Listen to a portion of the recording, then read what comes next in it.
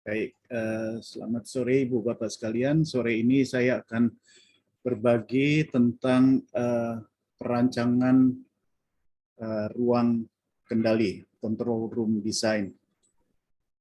Saya ambil dari HSE UK, institusi yang mengatur, mengawasi keselamatan kerja di Inggris. Jadi control room itu bagian yang penting di suatu pabrik pengolahan, processing plant ya. Tujuan pertamanya adalah untuk memantau, memonitor, dan mengendalikan proses-proses parameter untuk meyakinkan bahwa operasi berjalan dengan aman dan juga produktif. Selain itu juga untuk meyakinkan bahwa produk yang dihasilkan itu sesuai dengan kualitas atau spesifikasi yang sudah ditentukan. Kemudian juga tempat untuk berkomunikasi dengan operator di lapangan yang terkait dengan tindakan-tindakan yang perlu dilakukan di lapangan lokal ataupun juga pekerjaan-pekerjaan lain seperti misalnya pekerjaan maintenance, pekerjaan perbaikan peralatan yang lain. Selain itu juga dia memegang peranan penting bila terjadi kondisi upset, proses yang terganggu atau juga kondisi emergensi. Oleh sebab itu diperlukan operatornya untuk selalu memberikan perhatian penuh pada proses setiap saat. Dan hal ini tentunya juga bisa menimbulkan fatigue, kelelahan. Dua hal penting oleh HSE UK disebutkan untuk desain kriteria dari control room, ruang kendali. Yang pertama adalah struktur. Strukturnya itu harus mampu menahan kondisi berbahaya atau kejadian berbahaya yang bisa terjadi. Kemudian juga layout, penempatan peralatan, penempatan tempat duduk, dan sebagainya itu harus meyakinkan bahwa ergonomik itu efektif sehingga operasi bisa berjalan dengan baik dalam keadaan normal ataupun dalam keadaan emergensi. Dari hal struktur, control room itu bisa suatu gedung yang terpisah sendiri atau juga bagian dari satu bangunan. Jadi selain control room, itu juga ada kegiatan-kegiatan lain seperti kegiatan administrasi, kegiatan teknik, dan sebagainya. Control room harus dirancang untuk meyakinkan bahwa resiko ke penghuni di dalam control room tersebut harus di dalam batas-batas yang dapat diterima atau batas-batas aman. Juga diutamakan untuk memelihara kendali pabrik. Bila terjadi keadaan darurat, seperti dalam keadaan darurat tetap harus bisa mengendalikan pabrik, seperti contohnya bila terjadi ledakan, bisa terjadi kebakaran, atau terjadi kebocoran gas beracun, atau juga bencana alam. Beberapa sudah pernah dibahas di pembahasan safety moment sebelumnya. Flixboro itu salah satu contohnya, explosion, di mana pada saat terjadi ledakan, ternyata control room-nya juga ikut rubuh, collapse. Demikian juga kejadian fire di Texas City, kemudian juga ada toxic gas release yang control room tersebut harus tetap aman. Kemudian beberapa tempat yang digunakan untuk kontrol panel itu tidak bisa diberikan perlindungan yang cukup tinggi seperti control room. Karena kalau dengan demikian tidak praktis atau menjadi sangat mahal. Oleh sebab itu perlu diperhitungkan kemungkinan penyebaran, diversity itu penyebaran, atau redundancy, penggandaan. Jadi ada beberapa tempat yang bisa digunakan untuk mengendalikan kalau salah satu menjadi rusak. Yang perlu dilakukan di dalam penempatan atau desain control room adalah melakukan kajian bahaya dan kajian risiko untuk mencegah terjadinya kondisi-kondisi darurat yang bisa mengganggu keberlangsungan kendali dari pabrik. Ini contohnya Flixboro, mana kita lihat control room ruang kendali itu letaknya berseberangan dengan section 25A di mana terjadi ledakan tersebut dari reaktor. Jadi begitu reaktornya meledak, ya control room-nya juga ikut rusak. Dan pada saat itu control room didesain masih menggunakan jendela-jendela, ini tahun 74 ya.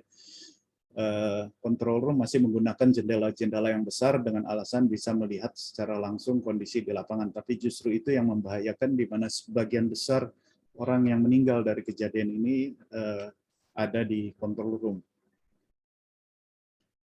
Kemudian dari sisi layout ataupun juga lingkungan adalah human factor, faktor manusia atau ergonomik, harus diperhitungkan mulai dari tahap desain, tahap commissioning, sampai operasi. Harus selalu ergonomis agar orang bisa bereaksi dengan cepat, baik dalam keadaan normal ataupun dalam keadaan emergensi, agar bisa menghindari kesalahan manusia. Dari sisi lingkungannya, tata letak itu harus memperhitungkan dimensi, urut-urutan pekerjaan, jadi jangan dari satu unit pindah ke unit yang lain, ternyata harus melompat yang cukup jauh, harus tersedia jalan keluar yang cukup, akses keluar masuk yang baik, tidak ada halangan untuk melihat langsung, terutama pada panel atau pada bagian-bagian lain, tidak terganggu komunikasi. Kemudian juga di antara workstation harus cukup jarak yang memadai. Di sini disarankan antara 30 cm sampai 70 cm yang disarankan.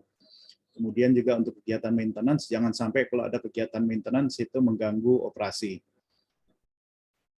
Kemudian juga thermal environment, suhu. Ini di Inggris ya, mungkin bagi kita terlalu dingin kalau dikasih 18 sampai 20 derajat. Tapi ini di Inggris disarankan 18,3 sampai 20 derajat Celcius dengan laju alir udara 0,11 sampai 0,15 meter per second. Mungkin orang-orang TKL di teknik fisika yang bisa menentukan lebih lanjut ke comfortable lingkungan itu seperti apa. Kemudian lingkungan visual itu disarankan tidak ada refleksi, kemudian juga penerangan 500 sampai 800 lux, tidak ada flickering yang mengganggu, kedip yang mengganggu, kemudian juga cahaya harus bisa diatur kalau di manusia bekerja 24 jam di dalam ruang itu. Biasanya malam hari penerangannya agak diturunkan sedikit. Auditori kebisingan, peraturan mengatakan 85 desibel orang boleh bekerja, tapi kalau di dalam control room saya rasa 85 itu terlalu tinggi. Jadi kalau dianggap sebagai lingkungan kantor, maka biasanya di bawah 60 desibel A. Jadi noise juga jangan terlalu tinggi yang bisa mengganggu komunikasi. Kemudian juga frekuensi yang terlalu rendah atau terlalu tinggi juga bisa mengganggu, signal juga bisa mengganggu, dan sebagainya. Man-machine interface, mental workload, kalau beban kerja bisa naik turun, itu juga bisa mempengaruhi respon operator terhadap kondisi di tempat kerjanya. Kemudian beban kerja yang terlalu tinggi atau terlalu rendah juga bisa harus dibatasi karena juga bisa mengganggu. Alarm itu alarm harus spesifik dan setiap orang harus tahu alarm ini jenisnya apa, bahaya apa yang ingin disampaikan. Sinyal, kekuatan sinyalnya itu harus paling tidak 10 desibel di atas background noise di dalam control room. Juga tidak boleh mengganggu efektif komunikasi di dalam control room. Penandaan harus mengikuti standar internasional seperti valve seperti apa, tangki seperti apa, dan sebagainya, itu harus mengikuti itu dan harus konsisten. Juga penandaan dengan warna, dengan lampu, dengan suara, dan sebagainya itu juga harus mengikuti konvensi internasional. Kemudian desain display, teks juga diatur, harus dengan mudah dipahami, bahasanya mudah dipahami oleh operator. Teks harus dimulai dari sebelah kiri, katanya kata-kata juga sebaiknya dengan kata-kata aktif, bukan kata-kata pasif. Jadi buka valve, bukan valve dibuka, tapi kalimat aktif. Kemudian label juga harus selalu konsisten, jadi misalnya penomoran tangki, penomoran valve, dan sebagainya itu harus konsisten. Kemudian label dan peralatan itu juga jelas, dan label harus bisa terbaca dengan jelas. Display harus sesuai dengan informasi yang diterima, dan harus dikelompokkan secara logik untuk meningkatkan deteksi sinyal. Jadi kalau satu error sinyal muncul di sini, maka apa dampak berikutnya ke belakang itu jelas urut-urutannya. Kendali harus sesuai untuk penggunaannya. Kendali yang dilakukan tidak boleh mengganggu label atau display. Kemudian harus sesuai dengan antropometri. Jadi struktur manusia itu jangkauannya berapa, ukuran tempat duduknya berapa, kemudian posturnya, tingginya, dan sebagainya itu juga diberikan. Kemudian juga salah satu yang penting adalah fatigue. Fatigue itu karena memang control room itu tempat yang dalam tanda petik relatif nyaman dibandingkan di luar, tapi dia membutuhkan pekerjaan yang cukup kompleks, maka kemungkinan operator itu menjadi fatigue lebih tinggi dan bisa tertidur bahkan gitu. Dan kalau operatornya fatigue itu membahayakan integritas dan safety dari operasi. Contoh yang pernah terjadi adalah Chernobyl 1986, di mana operator harus bekerja shift malam cukup panjang. Demikian juga di 3 Mile Island ini juga radioaktif, dan di Texas City Explosion sudah saya pernah jelaskan sebelumnya. Jadi operatornya pada saat itu sedang pergantian, yang meninggalkan itu tidak memberikan informasi karena dia sudah sangat capek sehingga informasi tidak diberikan ke penggantinya. Oleh sebab itu, fatigue management menjadi sesuatu yang penting bagi operator, kemudian juga para manajernya, terutama di industri yang 24 jam, 7 hari seminggu. Ini sedikit fatigue management, jadi kalau terjadi error, maka dianalisa apa penyebabnya, dan ada 5 barir pada prinsipnya, barir 1 sampai barir 5, mulai dari overtime yang berlebihan, schedule kerja yang menyebabkan fatigue, kurangnya tidur. Ini cukup sering terjadi, terutama kalau di lepas pantai. Kemudian tempat kerja yang bisa menimbulkan fatigue, atau kesalahan-kesalahan yang terjadi yang bisa menimbulkan fatigue juga di tempat kerja. Dan apa langkah-langkah yang perlu dilakukan, dan tujuannya apa untuk mencapai itu. Itu saja dari saya mungkin Pak Edi. Mudah-mudahan memberikan sedikit informasi. Terima kasih. Baik, terima kasih Pak Wijaya atas penyampaian momennya. Kita lanjutkan dengan acara pokok kita yang akan disampaikan oleh Pak Muhammad Fauzan Amir. Waktu kami persilahkan. Terima kasih Pak Fauzan Amir. Ya, tes. Ya, sudah kedengaran. Oke, sebentar Pak, video saya udah kelihatan Pak ya? Sudah. Oke, baik. Sebentar saya show screen dulu.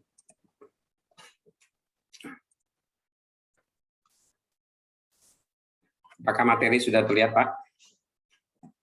Sudah kelihatan. Oke, sebelumnya pertama-tama terima kasih saya ucapkan ke Pak Edi Leksono selaku Ketua Badan Kejuruan Teknik Fisika ya. Kemudian juga saya ucapkan juga terima kasih juga pada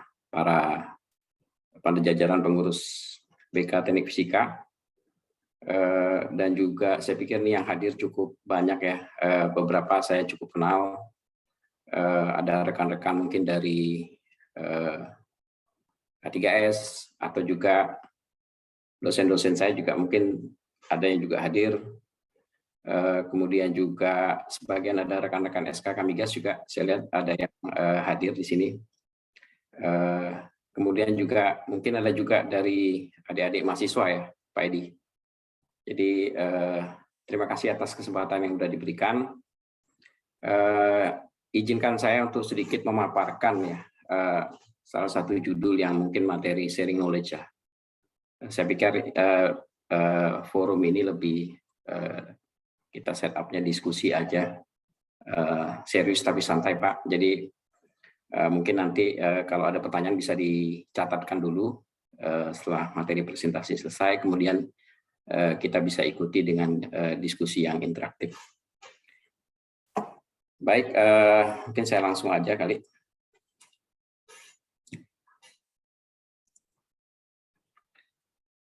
Ya,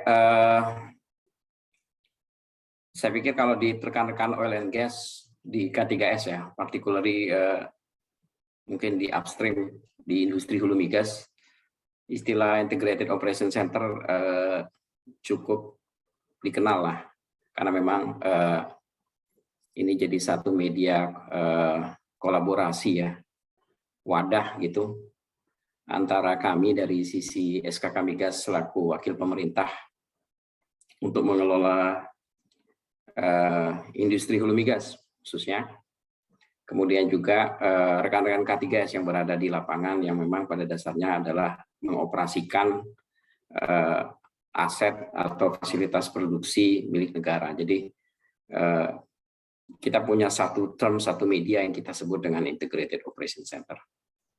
Dalam kesempatan ini saya lebih pengen bercerita sebetulnya. Jadi journey lah ya, perjalanan bagaimana konsep pengembangan, kemudian sampai sejauh mana sekarang IOC istilah kami itu dikembangkan. Jadi mungkin nanti saya akan cerita dari awal seperti apa gitu ya. Sebelum jauh ke sana, saya akan cerita sedikit. Saya kebetulan di tim IOC, khususnya kalau di SKK Migas, saya di divisi operasi produksi. Jadi kami handle terkait dengan masalah operasi produksi lah yang ada di hulu migas seperti itu. Jadi latar belakang ini saya pikir mungkin sedikit banyak saya akan lebih bercerita dari aspek operasi produksi ya terkait dengan pengembangan IOC ini sendiri. Nah, saya akan mulai dari initial journey ya. Jadi artinya kalau kita lihat pada saat awal gitu ya, saya masuk di BP Migas, di SKK Migas pada saat itu peralihan pas pembubaran sebetulnya. Jadi kemudian beralih menjadi SKK Migas. Dan saya awalnya masuk di divisi manajemen project dan maintenance. Ya, kemudian pindah ke divisi operasi produksi. Jadi kita mengelola begitu banyak data sebetulnya. Banyak sekali informasi.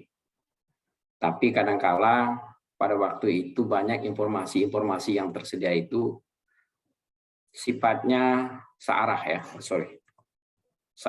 Jadi offline informasinya yang kita lihat, kita memperoleh kadang-kadang lewat email atau lewat media-media yang offline lah, semacam itu. Kemudian juga tidak ada kalau misalnya tidak tersedia sistem monitoring online atau real time. Atau dashboard pun kalaupun ada tidak terintegrasi ya, dikembangkan secara individual. Jadi sangat-sangat scatter dan juga ya seperti itu faktanya. Jadi itulah yang pada saat itu kita hadapi gitu ya. Nah, selain itu juga awalnya itu kadang-kadang kita kebingungan cari data. Ya kita harus kontak, ya kadang-kadang ada yang responnya cepat, responnya baik itu juga cepat. Kita akan dapat data lebih cepat. Tapi kadang-kadang juga lama gitu. Ada proses birokrasi di teman-teman di lapangan. Ada kadang-kadang personelnya mungkin tidak available. Banyak sekali ya. Jadi kadang-kadang data itu tidak tersedia, tidak transparan. Cenderung kurang terbuka. Dan kadang-kala ada pertanyaan-pertanyaan yang pengen diketahui kondisi saat itu, kita tidak tahu. Jadi pada saat dalam konteks pengawasan itu kita mempunyai keterbatasan ya, sehingga menjadi kurang efektif dan efisien. Nah jadi itu adalah fakta-fakta awal yang kami hadapi pada saat itu ya. Sehingga ada muncul wacana untuk mempunyai satu sistem terintegrasi. Nah, sebetulnya sistem terintegrasi juga bukan hal yang baru, karena saya tahu juga gitu ya, sebetulnya impian ini sudah cukup lama, dan saya juga sudah diskusi dengan beberapa praktisi. Waktu itu beberapa dosen juga pernah cerita, tapi pada waktu itu belum terlalu terwujud gitu, karena mungkin kendala infrastruktur pada waktu itu ya. Jadi teknologi juga belum terlalu berkembang dengan cukup baik. Jadi artinya ide-ide ini sebetulnya dari sisi konteks pengawasan PSG, production sharing contract ya, itu bukanlah suatu hal yang baru. Jadi impian ini sudah lama. Nah, cuman bagaimana mewujudkan? Saya sempat diskusi dengan kawan-kawan di K3S waktu itu. Mereka cerita juga ke saya. Ya Mas, katanya, dulu agak kompleks karena memang kadang-kadang solusi yang muncul itu terlalu complicated. Tidak sederhana, tidak ini, padahal yang kita butuhkan adalah satu pendekatan yang sederhana, kemudian ya tentu saja ya itu dampaknya nanti pada cost dan lain-lain. Nah, itu salah satu kendala yang kita hadapi pada saat pembangunan belum adanya sistem terintegrasi tersebut. Sementara kami punya tupoksi ya, punya tugas pokok dan fungsi. Jadi khususnya di bidang operasi kami mempunyai tugas melakukan monitoring dan pengawasan untuk kegiatan operasi di hulu migas. Dan itu lingkupnya sangat besar. Jadi kalau kita lihat dari aspek operasi produksi, ada aspek juga pengeboran, ada aspek manajemen project dan maintenance, ada aspek penunjang operasi, operation support, gitu ya. HSE, marine, kemudian juga ada aspek emergency response yang terkait dengan situasi darurat begitu. Jadi pengawasan itu sangat besar. Nah, jadi kalau kita lihat dengan fakta yang kita hadapi saat itu, tentu saja ada kebutuhan yang sangat mendesak sebetulnya untuk memiliki sistem-sistem integrasi semacam ini.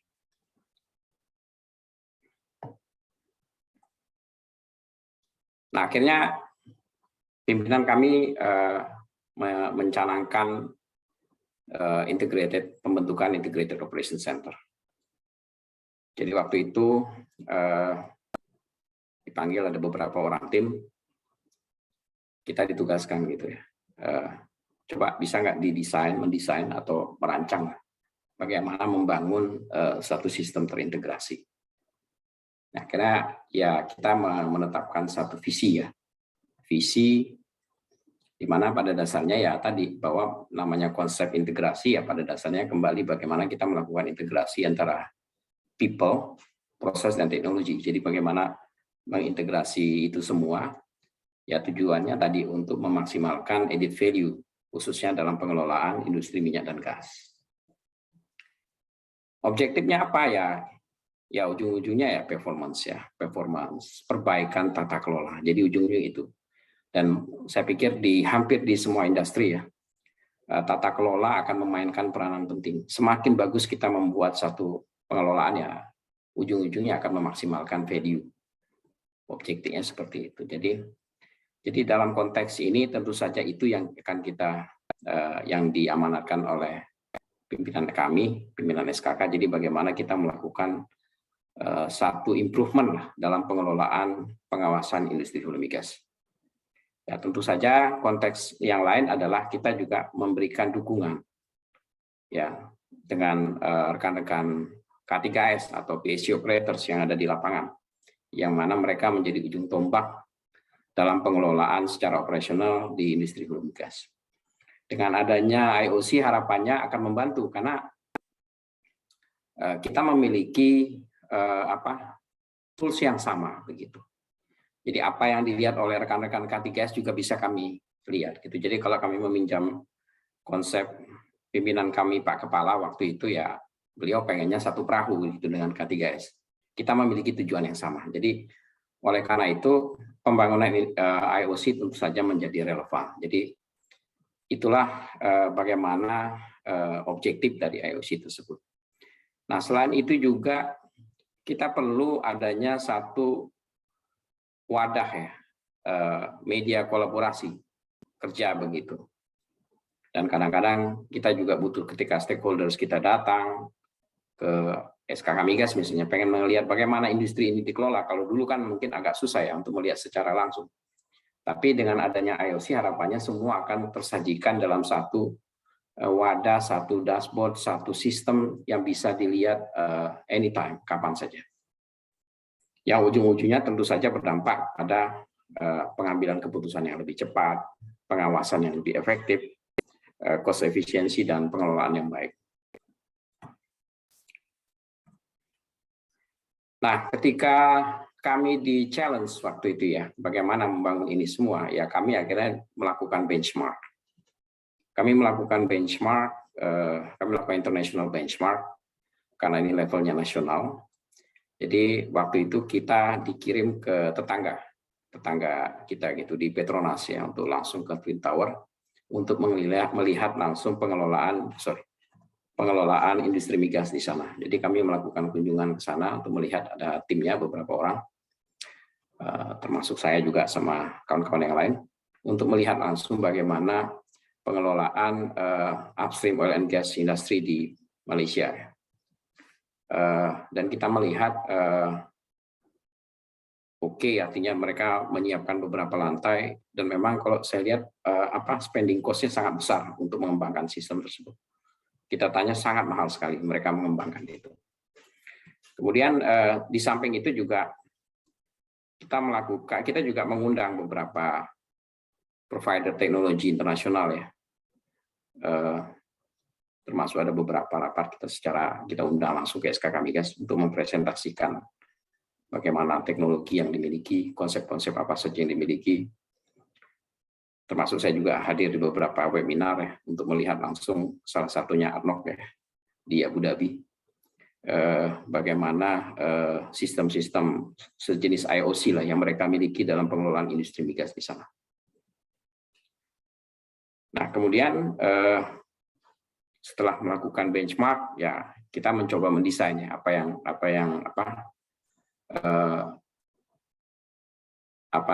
fitur-fitur apa yang kita miliki, kemudian batasan-batasan apa yang kita miliki. Artinya kita coba mendesain, berkompromi lah dengan kelebihan dan juga fasilitas atau infrastruktur yang ada, sehingga akhirnya mungkin sebelum saya ke sini, saya langsung ke sini aja dulu. IOC bisa kami resmikan, bisa diresmikan oleh pimpinan kami. Waktu itu diresmikan oleh Menteri SDM pada saat awal, dan ini memang menjadi baby ya pada saat itu ya, karena memang pada saat itu masih permulaan. Kami diminta melakukan pengembangan lebih lanjut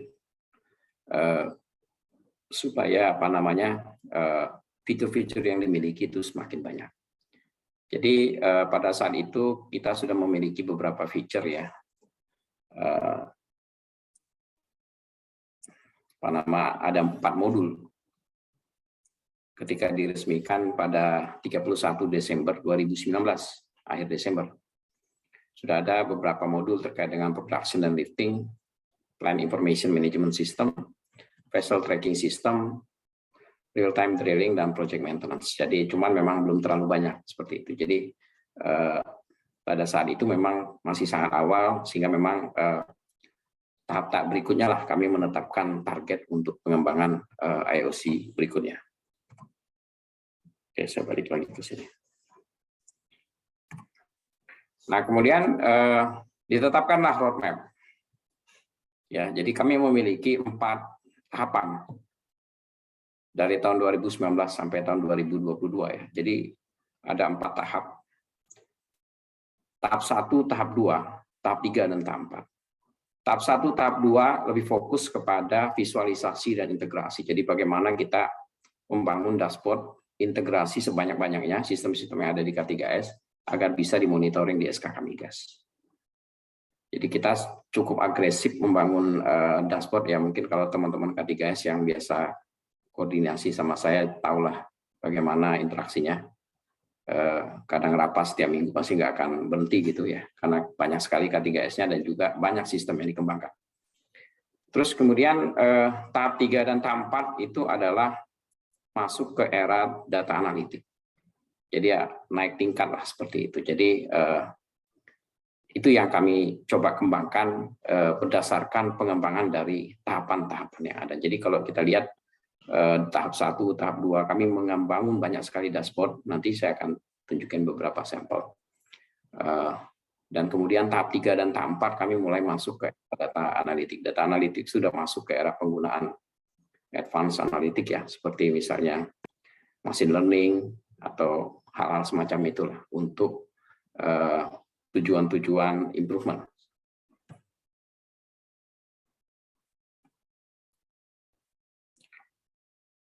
Nah, IOC sendiri ada beberapa modul sebetulnya. Jadi ada yang kita sebut dengan PIMS ya, Plan Information Management System. Jadi PIMS ini adalah satu modul yang memungkinkan monitoring secara live, secara real time kondisi operasi produksi yang ada di lapangan di K3S. Nah, kemudian juga ada modul Project and Maintenance. Ini ada rekan-rekan kami di fungsi atau tim Project dan Maintenance yang memang memaintain sistem ini. Ini semua terkait dengan data-data, dashboard-dashboard yang berhubungan dengan visualisasi project dan juga maintenance ya di hulu migas. Kemudian juga kami ada satu modul yang berkaitan dengan production dan lifting, jadi yang tengah-tengah ini. Jadi ini all about production and lifting. Jadi banyak sekali itunya dashboardnya. Kemudian kami juga memiliki drilling ya, drillings dan juga ada operation support terkait dengan vessel tracking, HIV dan marine. Jadi cukup banyak ininya aplikasi-aplikasi yang dikembangkan, dashboard-dashboard yang dikembangkan terkait dengan pengembangan Integrated Operation Center.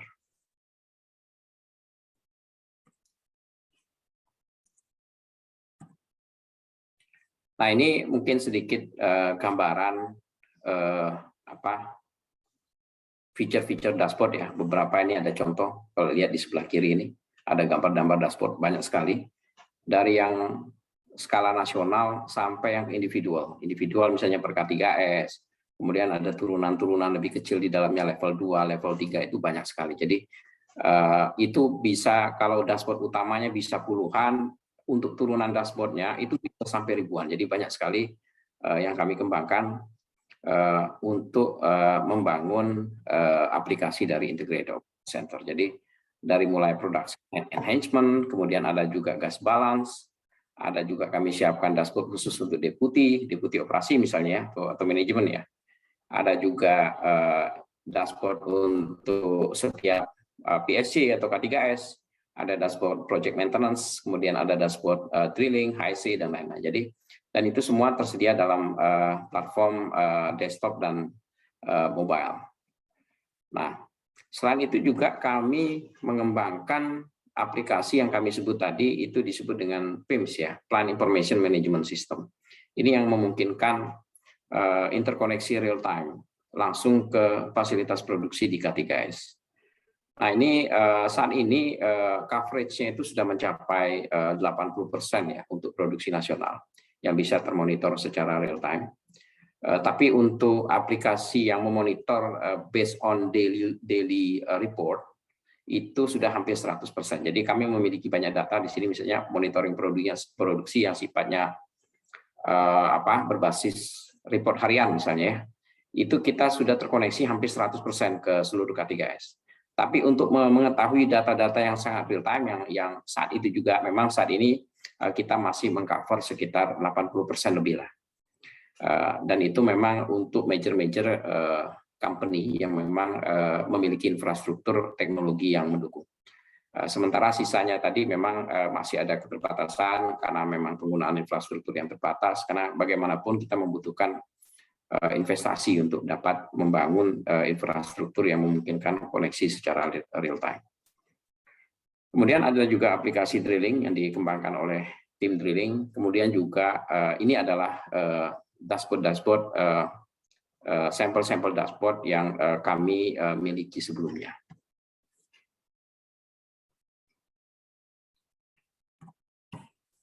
Nah, sedikit lebih jauh ya konsep PIMS tadi. Jadi ini adalah salah satu feature yang memungkinkan monitoring secara live, secara real time. Jadi ketika awalnya dikembangkan itu, kita sedikit diuntungkan dengan kondisi infrastruktur yang memang lebih baik pada saat ini. Jadi kita memiliki satu infrastruktur yang disebut dengan sistem operasi terpadu atau SOT ya, line, yang memang secara networking kita sudah terkoneksi dengan hampir seluruh K3S di Indonesia. Jadi dengan adanya interkoneksi atau koneksi tadi memungkinkan integrasi menjadi lebih mudah begitu. Jadi sehingga data-data yang ada di lapangan di remote area sekalipun, misalnya yang di mana di Papua, di mana di tengah Kalimantan, di hutan sana misalnya di Bengkana, itu bisa kami lihat secara live, secara real time dari IOC Room. Bahkan tidak hanya IOC Room ya, tapi bahkan saya juga bisa akses dari rumah begitu. Jadi teknologinya sudah memungkinkan interkoneksi semacam itu. Jadi interkoneksi yang dilakukan itu melalui jaringan satelit, kemudian ada fiber optik dan juga ada gelombang radio. Jadi cukup banyak pilihannya dan saya pikir sekarang ini teknologi semacam ini bukanlah hal yang sulit lagi. Jadi sudah sangat common ya. Hampir semua K3S sudah familiar dengan teknologi semacam ini, sehingga ini cukup membantu kami dalam melakukan proses interkoneksi sampai ke SKK Migas. Nah, kemudian ya di samping kita melakukan monitoring lewat IOC Room, itu juga bisa diakses secara remote ya, dari PC gitu atau laptop, bisa dari rumah, dari mana aja selama memiliki jalur internet.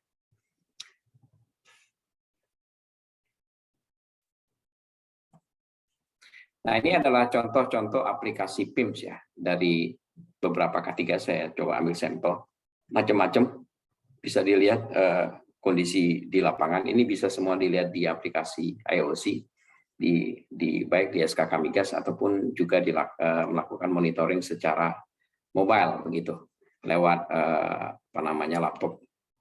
Nah, macam-macam di sini, ada yang K3S besar seperti Exxon, kemudian PHR juga bisa, di Sumatera sana juga bisa, di Aceh juga kita bisa melakukan monitoring, bahkan di Papua juga kami bisa lihat gitu loh. Jadi hampir seluruh Indonesia kita bisa melakukan monitoring secara real time dengan update rate sekitar 1 menit ya, kurang lebih rata-rata seperti itu. Jadi data bisa lihat ya, kondisi hampir real time kalau bisa dikatakan, untuk mengetahui kondisi yang terjadi di lapangan. Jadi kita bisa tahu kalau misalnya mereka lagi mati atau hidup, itu bisa diketahui saat itu juga.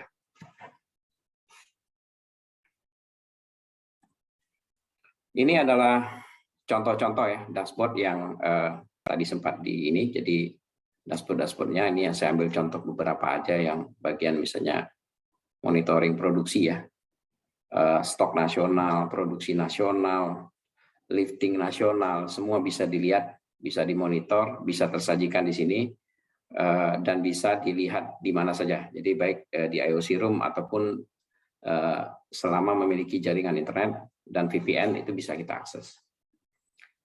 Kemudian kita juga bisa lihat data-data yang sifatnya individual, banyak ya, macam-macam tergantung kebutuhan apa yang mau kita lihat data-datanya. Semua sudah ada di dalam dashboard dan juga tersimpan di dalam database.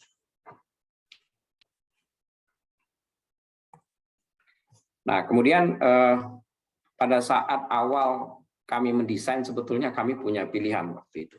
Apakah mau mendesain dengan konsep apa ya istilah kami itu ya, mungkin application base ya, yang cenderung tidak remote begitu, tidak fleksibel, atau mendesain IOC menggunakan konsep berbasis web. Jadi akhirnya kami memilih berbasis web karena kenapa? Karena memang teknologi sekarang kan sudah mengarahnya ke sana ya. Jadi fleksibilitas itu salah satu kunci dari kemajuan teknologi. Jadi akhirnya kami waktu pada saat awal itu memutuskan untuk menggunakan konsep seperti itu. Jadi dan ternyata ketika pandemi 2020, sementara ketika kantor-kantor di lockdown, kita kebingungan juga gitu ya. Nah, akhirnya untungnya dengan konsep berbasis web ini, kita bisa melakukan akses secara fleksibel.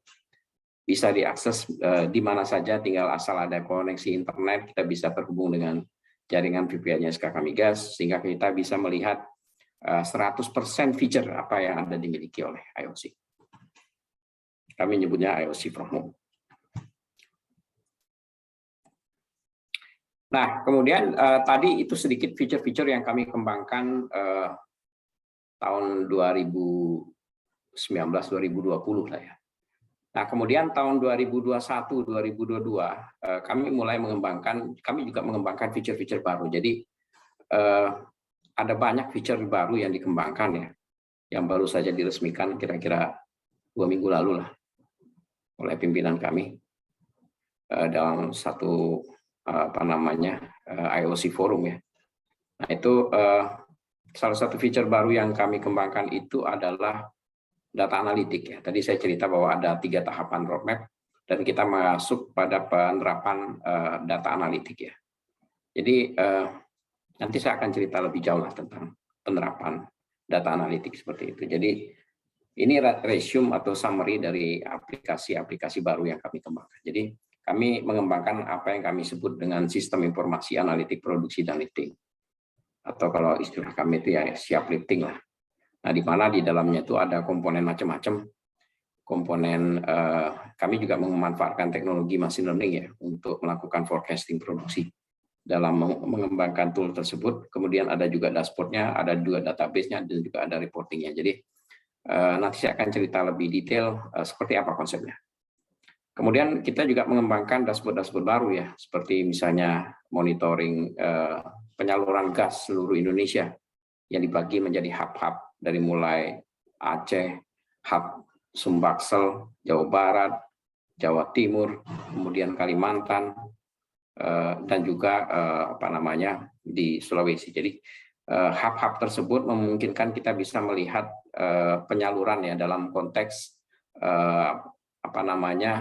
pengelolaan penyaluran gas di Indonesia. Kemudian kami juga mengembangkan dashboard-dashboard untuk perwakilan ya, karena SKK sendiri memang memiliki perwakilan di beberapa provinsi ya, terutama provinsi atau sentra-sentra oil and gas, misalnya di Sumbakud, Sumatera bagian utara, kemudian ada juga di Sumatera bagian selatan, ada juga di Jawa Timur, kemudian ada juga di Kalimantan, Sulawesi, dan juga ada di Papua Maluku. Jadi setiap itu kami siapkan dashboard-dashboard untuk rekan-rekan perwakilan, sehingga nanti mereka juga mendapatkan kemudahan untuk melakukan monitoring terkait dengan data-data, khususnya data-data operasi produksi ya, lifting yang ada di masing-masing area perwakilan. Kemudian kami juga mengembangkan dashboard-dashboard yang lebih detail ya terkait dengan lapangan-lapangan di Pertamina EP. Jadi Pertamina EP ini agak sedikit unik ya, karena dia mengcover seluruh area di Indonesia dari Sabang sampai Merauke, sehingga kita memerlukan satu dashboard khusus untuk bisa melihat performance dari atau kinerja setiap lapangan. Kemudian ada juga dashboard diskrepansi. Kami juga mengembangkan dashboard monitoring flow line ya, flow line yang berkaitan dengan pengembangan sumur-sumur baru. Ini salah satu fokus SKK Migas juga, karena untuk mendapatkan realisasi produksi tentu saja bergantung pada sumur-sumur pengembangan dari sumur-sumur yang baru.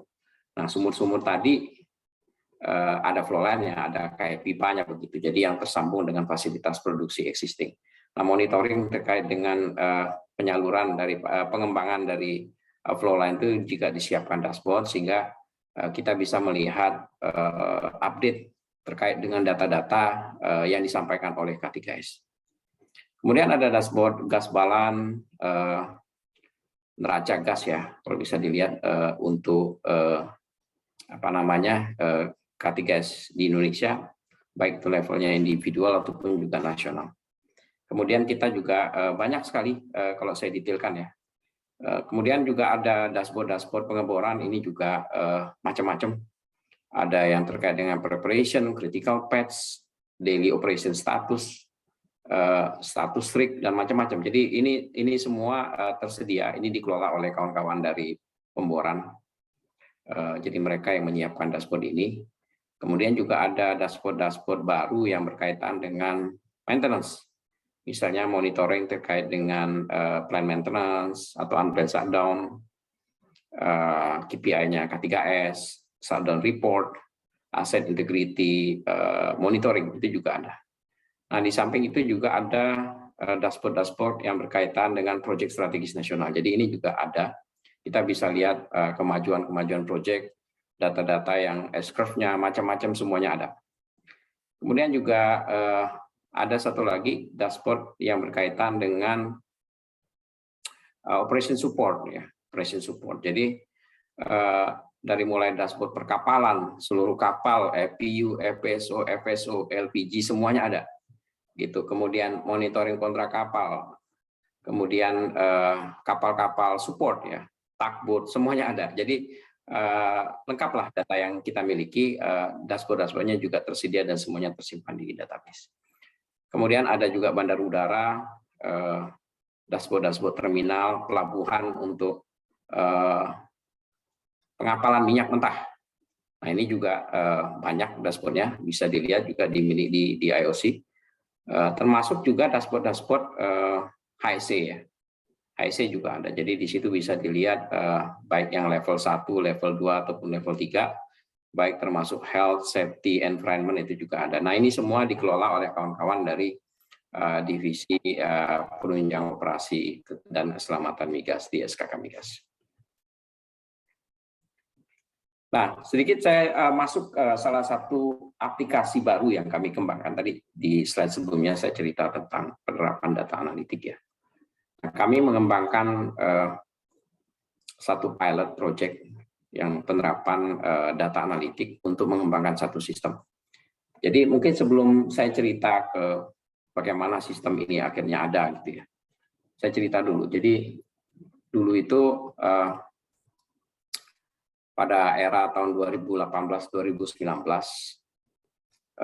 kami sempat di-challenge sama pimpinan kami gitu. Jadi kita mengelola stok-stok minyak nasional ya untuk stok produksi dan lifting minyak nasional kita. Jadi kita mengelola itu semua. Cuman ada arahan bagaimana kita dapat meminimalkan posisi stok itu untuk menunjang penerimaan negara dari lifting, dari pengapalan minyak.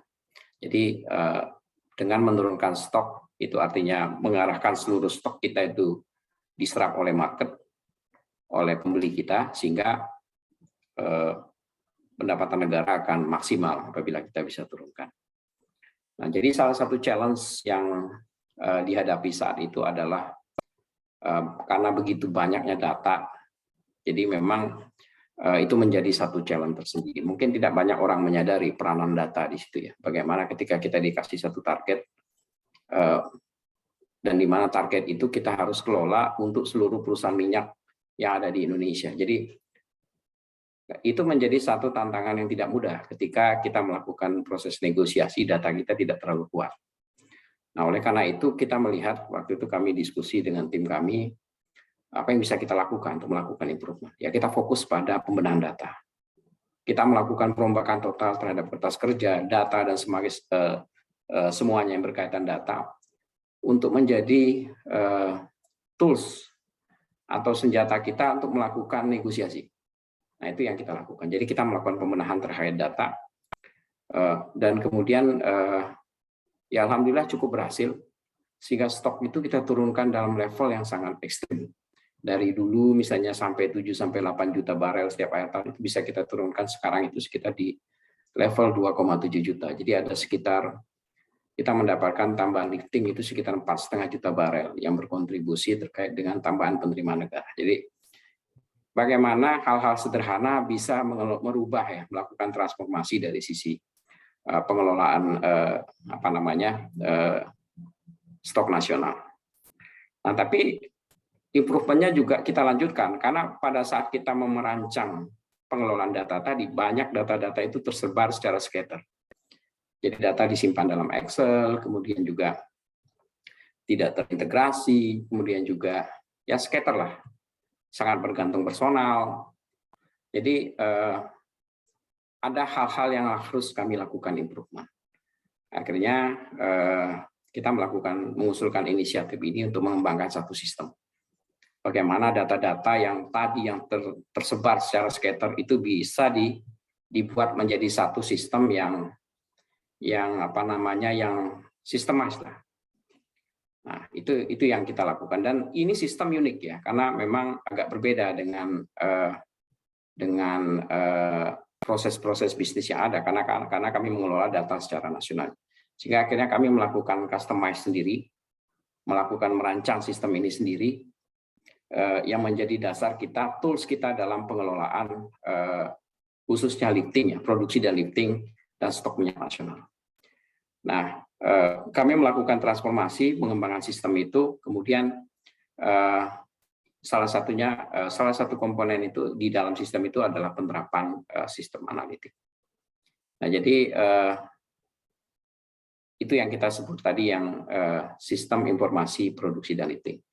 Jadi seperti diketahui dalam proses bisnis untuk pengelolaan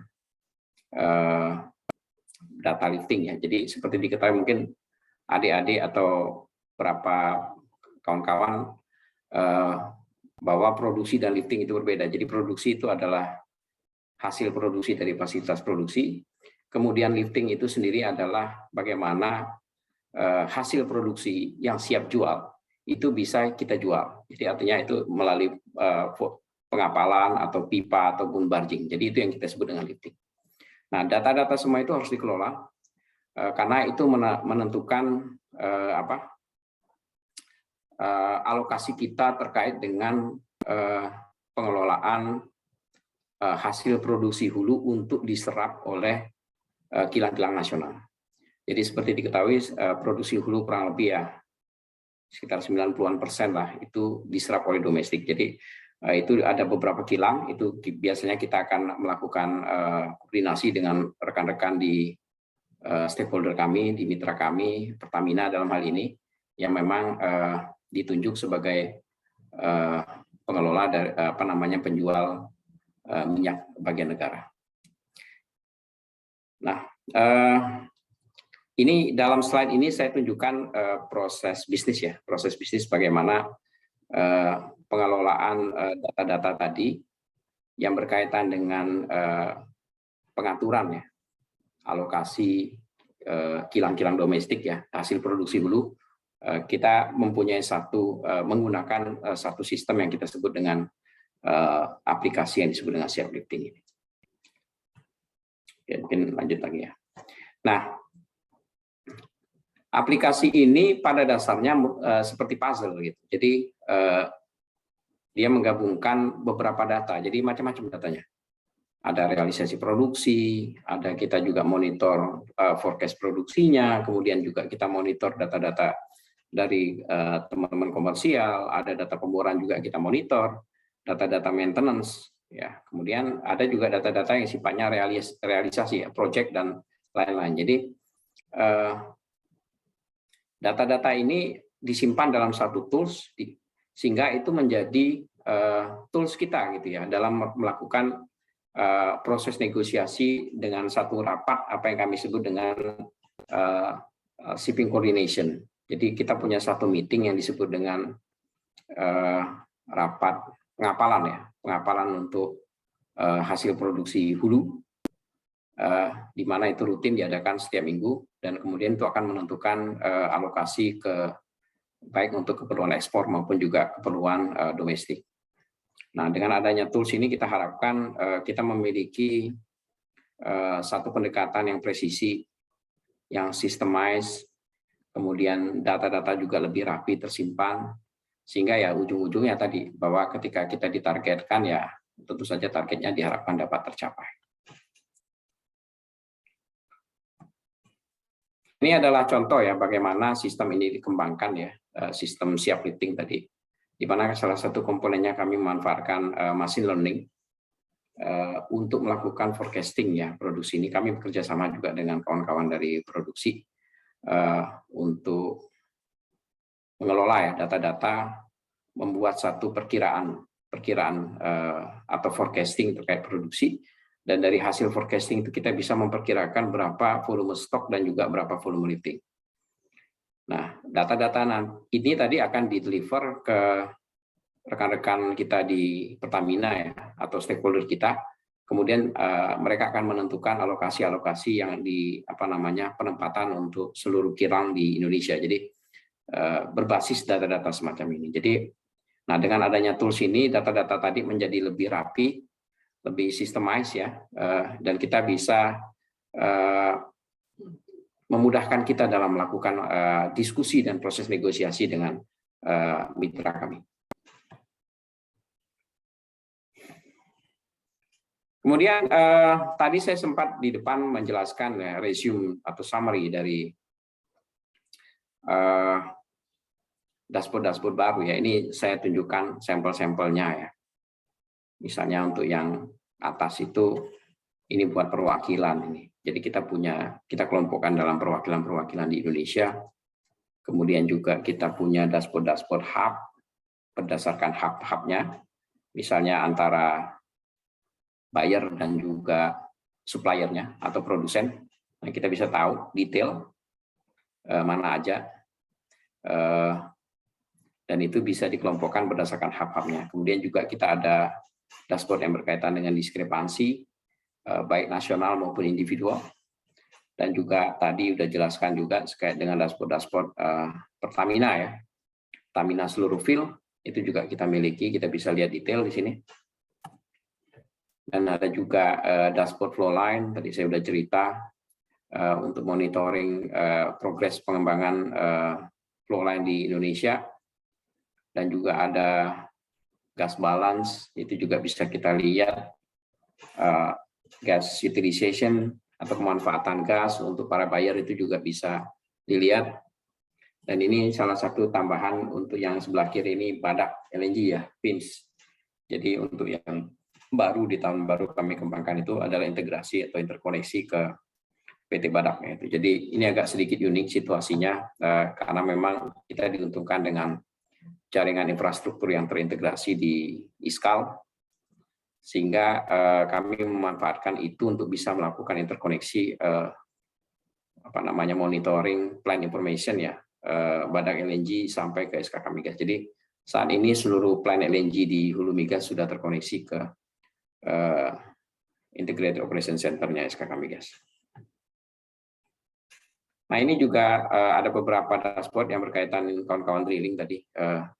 Misalnya critical path, drilling bar charts, daily rig, itu bisa dilihat di sini status-statusnya. Kemudian ada juga rekan-rekan HSE, bisa dilihat juga dashboard-dashboardnya, health performance atau HSE dulu, atau kemudian dibagi menjadi health, performance, environment, dan juga safety ya. Itu semua detail-detailnya ada, dashboardnya bisa dilihat data-datanya.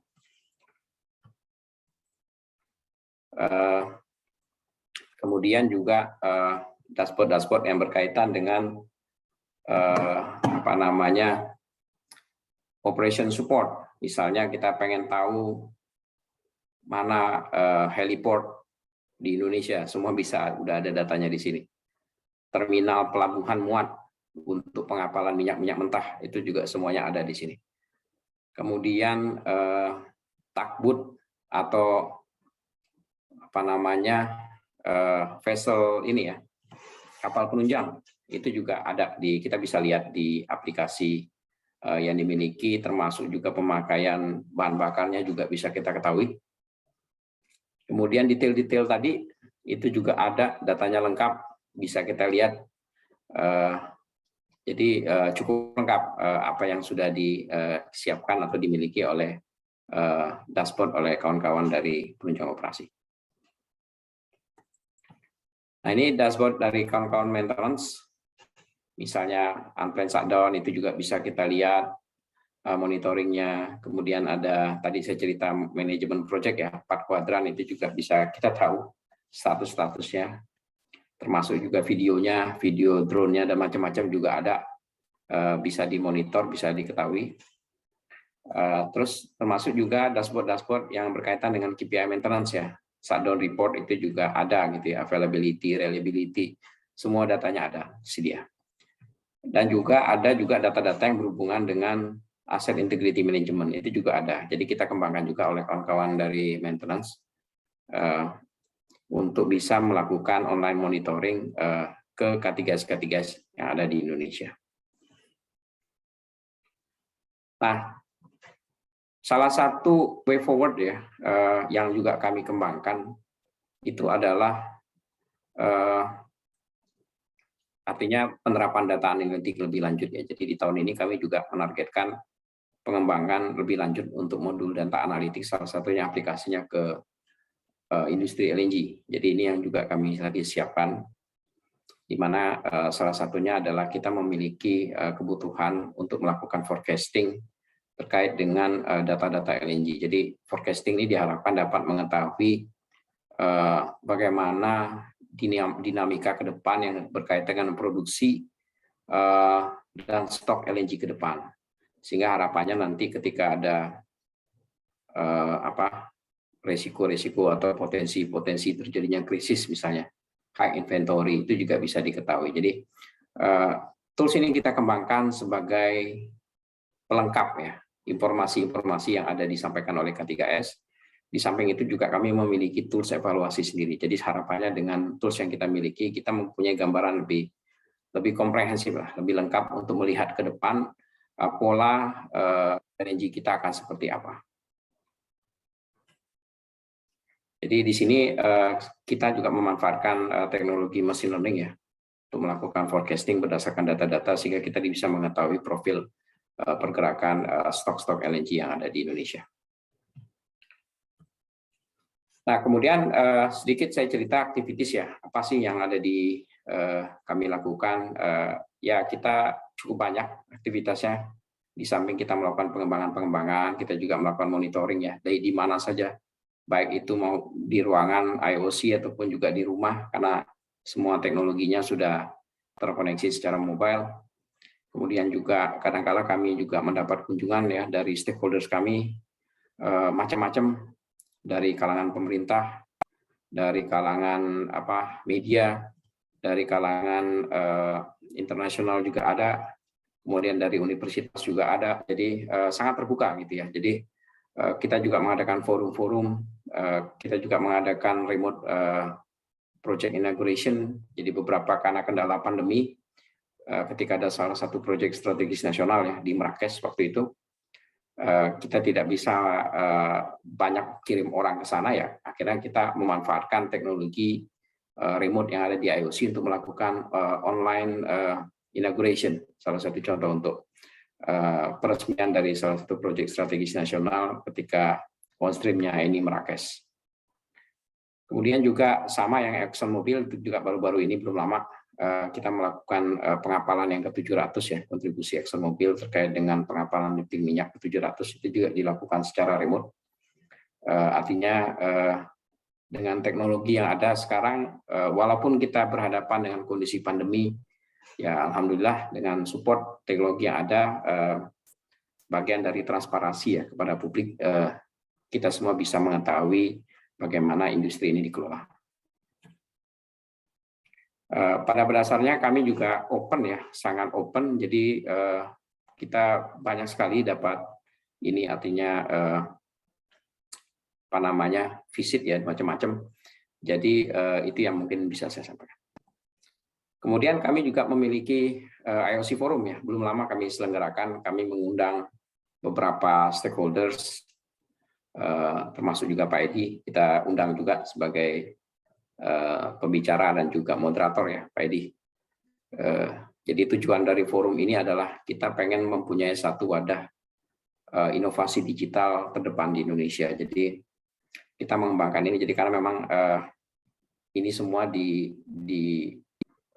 kita kelola untuk seluruh K3S di Indonesia.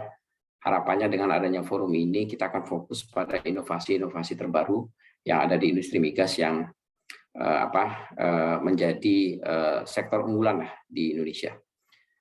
Dan kita harapkan forum ini akan sustain ya, terus-menerus. Kita akan undang macam-macam pembicara-pembicara baik itu nasional maupun internasional, kemudian inovasi-inovasi dari K3S. Tujuan forum ini adalah membangun kolaborasi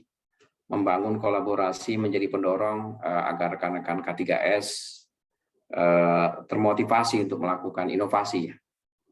Nah, itu jadi yang memang akan menjadi arah kami ke depan, karena tadi kalau bisa dilihat di roadmap kami tahun 2022 selesai, kita akan lagi menyiapkan roadmap ke depan untuk mungkin dalam 5 tahun ke depan arah IOC akan seperti apa. Jadi kita akan fokus pada pengembangan sentra-sentra inovasi digital yang kita akan dorong ya. Seperti diketahui misalnya di Sumatera kita punya satu, kalau mungkin kawan-kawan ada yang pernah dengar, Integrated Operation Decision Support Center ya, yang ada di PHR, Pertamina Rokan, yang merupakan warisan dari Chevron. Itu adalah salah satu Center of Excellence-nya di sana. Jadi saya pikir itu perlu kita dukung untuk diperbanyak sehingga nanti K3S akan semakin berlomba-lomba ya untuk melakukan inovasi, sehingga ya harapannya tadi bahwa value creation ujungnya dapat tercapai. Jadi dengan adanya forum ini ya kita harapkan itu menjadi wadah rutin kita, bagaimana K3S, SKK Migas, kemudian juga praktisi dan juga university ya. Nah, university memang kita harus engage. Jadi supaya tadi kolaborasi ini dapat terbangun ya pada dasarnya untuk tujuannya tadi untuk menghasilkan satu inovasi terbaru di khususnya di bidang sektor digital. Itu saja saya pikir ya presentasinya Pak Edi. Mohon maaf kalau kepanjangan. Baik, ya. Terima kasih ya, Pak Fauzan Amir ya sudah memaparkan ini tentang perjalanan dari isu kebutuhan yang ada di SKK Migas ya, kemudian sudah dikembangkan nih IOC ini dan masih dikembangkan lagi, boleh mengikuti inilah perkembangan ya. Jadi mungkin data semakin banyak bisa dikumpulkan, berarti kan juga banyak pengetahuan yang nantinya akan diperoleh dan ini bisa digunakan untuk berbagai tujuan ya, tentu saja tujuan untuk banyak peningkatan tadi. Nah, kita lanjutkan dengan pertanyaan-pertanyaan. Saya baca saja dari chatbox ya. Sudah ada banyak pertanyaan ini dari sini nih, makanya ini favorit ini Pak Fauzan Amir ini. Pertama dari ini kalau ini dari pertanyaan untuk Pak Palwijaya nih yang pertama ini. Topik tentang ruang kontrol seperti sangat menarik. Bisakah dibuat acara khusus tentang hal ini dan materinya dikembangkan lebih baik dan memperbanyak contoh kasus dari kegagalan ruang kontrol dan keberhasilan ruang tersebut dalam mengatasi kegagalan operasi. Wah, ini ada permintaan tuh, ini sudah dijawab oleh Pak Palwijaya ya. Ini nanti ya Pak Paul bersedia ya ini Pak Paul untuk menjadi pembicara untuk hal ini, gimana nih Pak Paul? Mungkin join dengan Pak Heldiansah, Pak Edi. Oke, siap. Oke. Nanti kita rancang acaranya. Pokoknya yang calon pembicara sudah bersedia dulu lah. Terima kasih Pak Paul. Ini kemudian pertanyaan dari Pak Tandi ya. Mohon penjelasan apa perbedaan IOC ini dengan SCADA, Supervisory Control and Data Acquisition. Silakan nih Pak Fauzan. Ya, jadi kalau mungkin saya share sedikit lagi tadi Pak, izin Pak Edi ya. Ya, silakan Pak. Sebentar.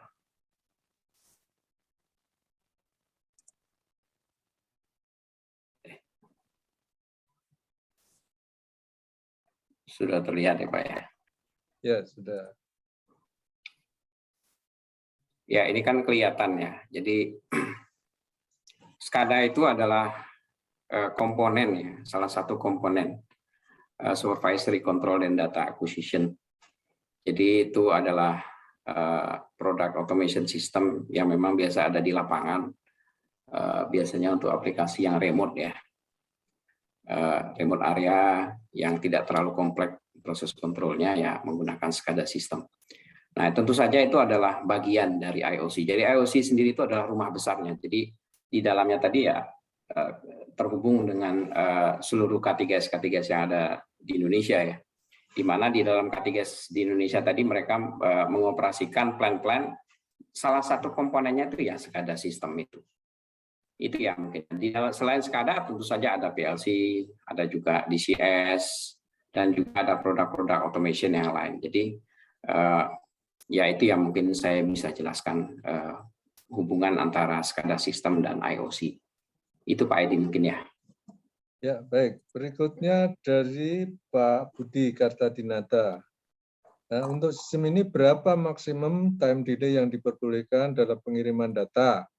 Apakah diperlukan suatu universal timestamp? Ini. Ya, ya terima kasih pertanyaannya. Jadi di sistem ini kami menggabungkan ada beberapa macam data Pak. Jadi ada yang data real time, ada yang juga data in time. Nah data in time itu yang tadi saya bilang yang basisnya daily report, ya mungkin delay 1 hari lah. Kemudian ada yang weekly, ada juga data monthly, bahkan ada yang data 6 bulan. Jadi bergantung pada nature itu data. Jadi IOC ini dia menggabungkan tidak hanya data real time, tapi juga data in time. Nah, kalau kembali konteksnya ke pertanyaan Bapak tadi, mungkin konteksnya yang real time ya. Nah, data real time sendiri biasanya kami set permintaan kami setiap 1 menit. Nah, itu yang kami tetapkan standar ke K3S. Mereka agar memastikan scan rate atau update rate-nya itu adalah sekitar 1 menit sekali. Jadi intinya perubahan data yang kami baca di IOC Room SKK Migas itu akan berubah setiap 1 menit sekali. Tapi dalam beberapa kasus yang mungkin bandwidth-nya terbatas atau ada isu-isu yang terkait dengan itu ya kami agak sedikit inilah ya walaupun kita dorong mungkin bandwidth-nya disesuaikan atau bagaimana, tapi ya intinya selama kalaupun ada penyesuaian atau perbedaan terkait di situ ya kita minta itu jangan terlalu jauh delay-nya. Seperti itu sih Pak. Yang ini Pak, universal timestamp, ini ada time servernya nggak nih Pak? Enggak sih, kami tidak. Yang penting kalau dari sisi kami, kami minta pokoknya update rate itu bisa sekitar 1 menit. Jadi intinya di SKK Migas itu harus terbaca datanya setiap 1 menit sekali, seperti itu Pak. Jamnya gimana kalau nggak seragam? Ini beda 10 menit. Iya. Ya, tapi memang tapi kan kalau kita lihat karena ini dia terkonek dengan data yang ada saat itu ya dia pasti akan sejauh ini sih ya walaupun mungkin ada beda jam ya, misalnya kita jam Indonesia Tengah dan Indonesia Barat, tapi intinya data yang ada saat itulah yang terbaca di dalam aplikasi PIMS-nya di SKK Migas. Itu Pak. Ya. Berikutnya dari Pak Dasri ya, ini ada 4 pertanyaan. Yang pertama, apakah kelebihan dan kelemahan dari IOC dibandingkan dengan IoT? Silakan Pak. Ya, saya pikir kita mulai masuk ke ya dunia Internet of Things lah sekarang ini ya. Jadi kalau saya lihat kita memang walaupun mungkin kalau dari sisi kami memang tidak menggunakan jalur-jalur yang karena masalah security isu ya yang terlalu. Jadi kita memang memanfaatkan jalur-jalur yang lebih private Pak. Jadi ya misalnya koneksinya, misalnya kami ke K3S itu kita batasi karena memang kita memiliki jalur koneksi langsung seperti itu Pak. Jadi tidak melalui jalur-jalur public internet yang tersedia sekarang karena masalah isu security. Jadi itu yang kita gunakan. Jadi kelemahan saya pikir ya salah satu kelemahan yang kami hadapi adalah masalah infrastruktur ya, infrastruktur. Jadi keterbatasan infrastruktur, kemudian juga saya lihat beberapa aplikasi itu karena begini ya. Jadi di K3S sendiri cukup beragam kondisinya Pak. Jadi ada yang menggunakan sistem-sistem yang canggih yang cukup bagus menurut saya, tapi ada juga yang mungkin terbatas gitu ya. Fitur-fitur yang dimiliki juga tidak terlalu lengkap. Nah, artinya kondisi-kondisi itu yang memang sedikit menjadi salah satu tantangan bagi kami bagaimana data-data tadi bisa termonitor secara live, khususnya untuk yang PIMS, ya, aplikasi PIM real time di Indonesia, di IOC SK Kamigas. Jadi itu adalah salah satu tantangan. Jadi keberagaman sistem-sistem yang ada itu juga menjadi tantangan. Untungnya sekarang sistem menjadi sedikit lebih terbuka ya, sehingga banyak yang dibuat dalam aplikasi berbasis web begitu, sehingga yang penting dia sudah dibuat dalam aplikasi web, itu bisa kita tarik dan kemudian bisa kita monitor di dalam IOC-nya SK Kamigas. Tantangan lain juga saya harus akui bahwa tidak seluruh K3S itu kondisinya sama. Jadi ada yang sangat sophisticated teknologinya, ada juga yang sangat terbatas, dan itu adalah fakta yang kita hadapin karena memang infrastrukturnya berbeda-beda. Mungkin kalau yang pernah jalan-jalan atau memiliki proyek-proyek ke K3S bisa melihat sendirilah bagaimana kondisi-kondisi yang ada di setiap lapangan itu juga tidak terlalu sama ya. Itu jadi salah satu tantangan yang juga yang bagaimana untuk melakukan modernisasi, karena kunci daripada IOC itu adalah ya tadi teknologinya harus canggih. Kalau nggak canggih dia nggak bisa gitu loh. Jadi kalau K3S yang masih banyak pakai manual sistem ya otomatis ya gimana kita mau punya sistem yang sifatnya real time ya seperti itu. Itu sih Pak. Nomor 2, bagaimana mengatasi kendala apabila terserang spam? Ya, ya itu isu masalah security ya. Itu juga salah satu kekhawatiran kami. Jadi kami juga pernah berhadapan dengan situasi yang di salah satu K3S memang terserang ya cyber attack, dan itu banyak sekali komputer yang mati begitu yang terkena gitu ya. Terus kemudian juga menyebabkan aplikasi email dan sistem-sistem itu terputus, termasuk juga sistem ke kami gitu ya.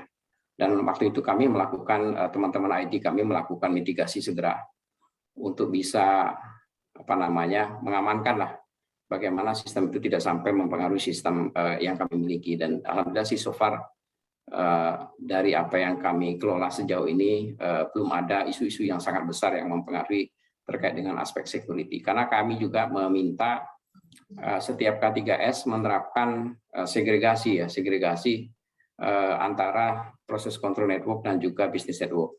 Jadi dengan adanya segregasi ya sesuai dengan standar yang ada sekarang yang berlaku ya, harapannya pengelolaan dari sisi aspek security-nya lebih optimal lah. Seperti itu sih Pak Edi. Baik. Berikutnya nomor 3, apakah software-nya berbayar atau license? Berapa tahun license-nya ini? Ya, software-nya tentu saja begini. Kita tidak di aplikasi IOC sendiri itu tadi sudah saya sampaikan ada macam-macam. Jadi modulnya juga banyak. Ada yang kita custom sendiri, kita buat, kita develop sendiri. Ada juga yang memang karena seperti contoh PIMS ya, kita memanfaatkan teknologi yang available di market gitu ya. Nah, di market itu juga macam-macam. Kami juga tidak bisa menetapkan harus ini, harus A, B, C dan sebagainya, tidak. Jadi yang penting kami tetapkan itu kriterianya aja. Misalnya dia berbasis web. Kemudian aspek karena ini adalah fasilitas milik negara, jadi ya memang otomatis itu harus terhubung atau terkoneksi ke SK Kamigas ya. Jadi semacam itu. Jadi ada yang masalah lisensinya per tahun, ada yang juga berapa tahun. Nah itu kita serahkan kepada K3S. Yang penting aplikasi-aplikasi tadi dibuat sesuai dengan kriteria yang kita tetapkan tadi, sehingga pada saat kita akan melakukan interkoneksi itu dapat dengan mudah dilakukan. Seperti itu sih Pak Edi. Karena sekarang teknologinya sudah macam-macam dan sudah support banyak ya, dan vendor juga macam-macam juga, dan saya pikir sudah lebih terbuka gitu, sehingga interkoneksinya menjadi lebih mudah sih. Baik, berikutnya nomor 4. Apakah dimungkinkan IOC SKK terintegrasi ke Kementerian SDM dan Oil and Gas lainnya? Terima kasih. Ya, sebetulnya kami dari sisi data sudah terkoneksi dengan data pusat data nasional, pusdatinya SDM. Jadi itu kita sudah terkoneksi ke sana. Jadi data-data yang ada di IOC itu juga terbaca pada dasarnya di Kementerian SDM, seperti itu Pak. Jadi secara teknis artinya sebagian data itu sudah pada dasarnya sudah ada di sana gitu ya. Seperti itu sih Pak. Baik, berikutnya dari Pak Surya Dharma. Jika ADNOC menggunakan Wonderware InTouch dari AVEVA, apa SKK Migas ini juga menggunakan platform yang sama? Terima kasih. Tidak, kami tidak menggunakan itu. Kami untuk dashboard utama kami menggunakan Tableau, Pak. Jadi Tableau saya pikir itu juga aplikasi grafis yang cukup banyak ya dipakai di industri. Kemudian untuk aplikasi-aplikasi PIMS macam-macam juga. Itu kita serahkan ke K3S ya. Silakan, yang penting dia bisa berbasis web. Jadi di situ ada yang menggunakan Wonderware, ada yang menggunakan macam-macam, ada yang menggunakan Pi, dan ada juga menggunakan produk-produk automation atau vendor yang lainnya. Seperti itu sih. Baik, berikutnya dari Pak Gunawan Cahyadi. Apa semua aplikasi dan daerah operasional yang bersangkutan sudah tercermin pada dashboard IOC yang dirancang? Kapan saja dan dalam hal apa-apa saja dashboard IOC yang bersangkutan perlu di-upgrade? Nah, ada 2 pertanyaan. Punten Pak, tadi agak keputus suaranya. Maaf tadi Pak. Oh, maaf. Bisa Ya, diulangi? oke. Ini yang pertama dulu aja lah. Apa semua aplikasi dan daerah operasional yang bersangkutan sudah tercermin pada dashboard IOC yang dirancang? Ya. Oke. Ya, kalau tadi Pak, seperti saya sebutkan di depan bahwa untuk bisa saya ambil contoh aja ya. Kalau aplikasi PIMS yang memungkinkan real time monitoring, saat ini kita mengcover sekitar 80% produksi real time secara nasional. Dan itu mengcover semua major oil and gas companies. Sisanya udah yang tinggal perintilan yang kecil-kecil gitu loh. Jadi dan kami rasa memang tapi pengembangan selalu berjalan ya. Saat ini kita juga masih ada rencana pengembangan interkoneksi dengan K3S yang tersisa tadi. Modernisasi juga terus berjalan, seperti saya ada beberapa K3S kita modernisasi semua teknologinya, dan kita harapkan jadi artinya itu bagian dari satu continuous improvement. Seperti itu Pak. Jadi untuk pengawasan yang sifatnya untuk saat ini saya pikir cukup representatif karena sudah mewakili sebagian besar pengawasan real time production di Indonesia. Sementara untuk in time itu sudah hampir 100%. Jadi in time itu adalah data-data yang memungkinkan koneksi atau integrasi sistem to sistem dari SKK Migas ke K3S. Tapi datanya tidak real time. Datanya itu adalah misalnya daily basis gitu ya, data harian. Dan saya pikir itu cukup ya, cukup mewakili karena toh yang kita laporkan itu adalah umumnya adalah data-data yang sifatnya daily basis ya. Sementara untuk real time itu adalah kepentingannya untuk monitoring live condition yang ada di Indonesia. Seperti itu sih Pak. Baik. Karena sekali lagi mungkin tambahan juga bagaimanapun itu semua membutuhkan investasi. Jadi memang itu yang kita perlu lakukan secara bertahap karena bagaimanapun teknologi tadi juga harus diimprove ya. Kalau memang ada beberapa K3S yang masih memiliki keterbatasan terkait teknologinya. Itu sih. Baik, berikutnya nih. Kapan saja dan dalam hal apa saja dashboard IOC perlu di-upgrade? Oh ya, kalau di-upgrade saat ini kami selalu melakukan pengembangan. Barusan tadi saya cerita baru diresmikan untuk upgrading IOC, penambahan fitur-fitur baru. Tadi saya juga cerita di tahun 2022 kami lagi mengembangkan ke data analitik untuk LNG. Kami juga punya proyek terkait dengan pengembangan pipe leak detection. Kami juga punya pengembangan terkait air surveillance. Masih banyak Pak pengembangan yang sedang kita lakukan terkait dengan fitur baru dari IOC itu. Baik, berikutnya dari Pak Ferry. Ada 4 pertanyaan. Banyak sekali. Yang pertama, aplikasi ini didevelop dengan bahasa programming apa? Memakai database apa dan berapa besar? Ya, jadi karena aplikasinya tadi beragam, seperti yang saya sudah sampaikan tadi, untuk dashboard utama itu kita kembangkan menggunakan Tableau seperti itu. Tapi untuk aplikasi-aplikasi lain yang live tadi, kita menggunakan misalnya tadi ada yang dari Pi, ada yang juga dari dari Wonderware, ada juga dari produk-produk lain, bahkan ada yang kustomisasi ya. Jadi kita tidak menerapkan satu kriteria secara khusus. Yang penting tadi bahwa dia harus bisa terkoneksi dengan menggunakan teknologi common. Jadi memang seperti itu. Jadi sementara misalnya database kita pakai Postgre ya untuk ini, untuk yang analitik. Kemudian juga untuk yang pengembangan machine learning kami pakai Python. Itu juga. Jadi kita kedepankan open source Pak, open source juga, dan banyak aplikasi-aplikasi yang ini banyak di develop itu bersifat kustomisasi. Jadi kita custom sesuai dengan requirement kita.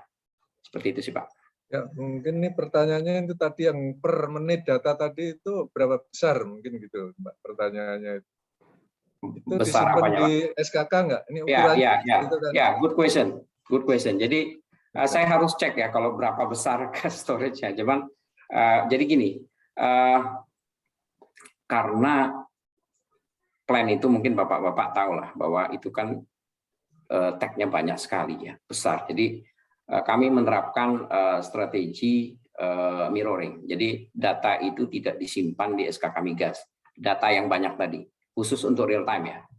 Nah, kita menyimpannya di storage yang ada di K3S karena kita memiliki sistem yang terkoneksi ke mereka. Nah, tapi kita bisa juga akses kalau kita butuh, misalnya mau lihat data historical yang bulan lalu itu juga bisa pada dasarnya kita lihat. Nah, tapi ada juga data-data utama yang real time tadi yang kita simpan di SKK. Jadi kita pilih beberapa tag yang kira-kira penting dan kita tarik. Nah, itu kita punya satu sistem. Jadi kayak semacam early warning connection begitu yang kita kembangkan, dan itu dikirim setiap 3 menit sekali Pak. Jadi data-datanya disimpan setiap 3 bulan. Kemudian nanti kalau memang perlu ada keperluan untuk melakukan analisa ya kita analisa seperti itu. Jadi seperti itu kurang lebih yang bisa saya sampaikan. Tapi untuk data-data yang sifatnya in time, data-data produksi, reporting, data-data apapun yang sifatnya yang kita kelola itu ya itu stay forever. Jadi artinya itu data semua ada di SKK Migas. Jadi kami mengelola begitu banyak data pada dasarnya. Baik. Berikutnya subdashboard lebih dari 300 karena itu perlu memori RAM. Berapa besar untuk jalankan aplikasi ini agar dan cukup lancar dan cepat? Ini spek komputernya ini. Ya, kalau saya tidak hafal detail ya, mesti tanya ke orang IT kalau masalah berapa RAM yang digunakan. Cuman untuk station itu ya kita gunakan Surface ya. Kemudian untuk monitor besar itu kita gunakan ya industrial standar. So far sih untuk server juga oke ya sejauh ini, tidak terlalu ada sih kendala-kendala, tapi so far masih bisa diatasi, dan dari sisi aspek reliability-nya juga kecepatan untuk buka data itu juga tidak terlalu lama. Yang jelas di bawah 10 detik lah kita buka dashboard itu bisa langsung kebuka. Terus kemudian juga aplikasi PIMS itu juga so far kita bisa buka dengan relatif mudah. Seperti itu sih Pak yang mungkin saya bisa sampaikan. Baik, pertanyaan nomor 3, apakah tiap level user terhierarki lewat password sendiri-sendiri Ya, itu ada hierarkinya. Jadi kita memang batasi, jadi tidak semua orang bisa mengakses secara terbuka begitu ya.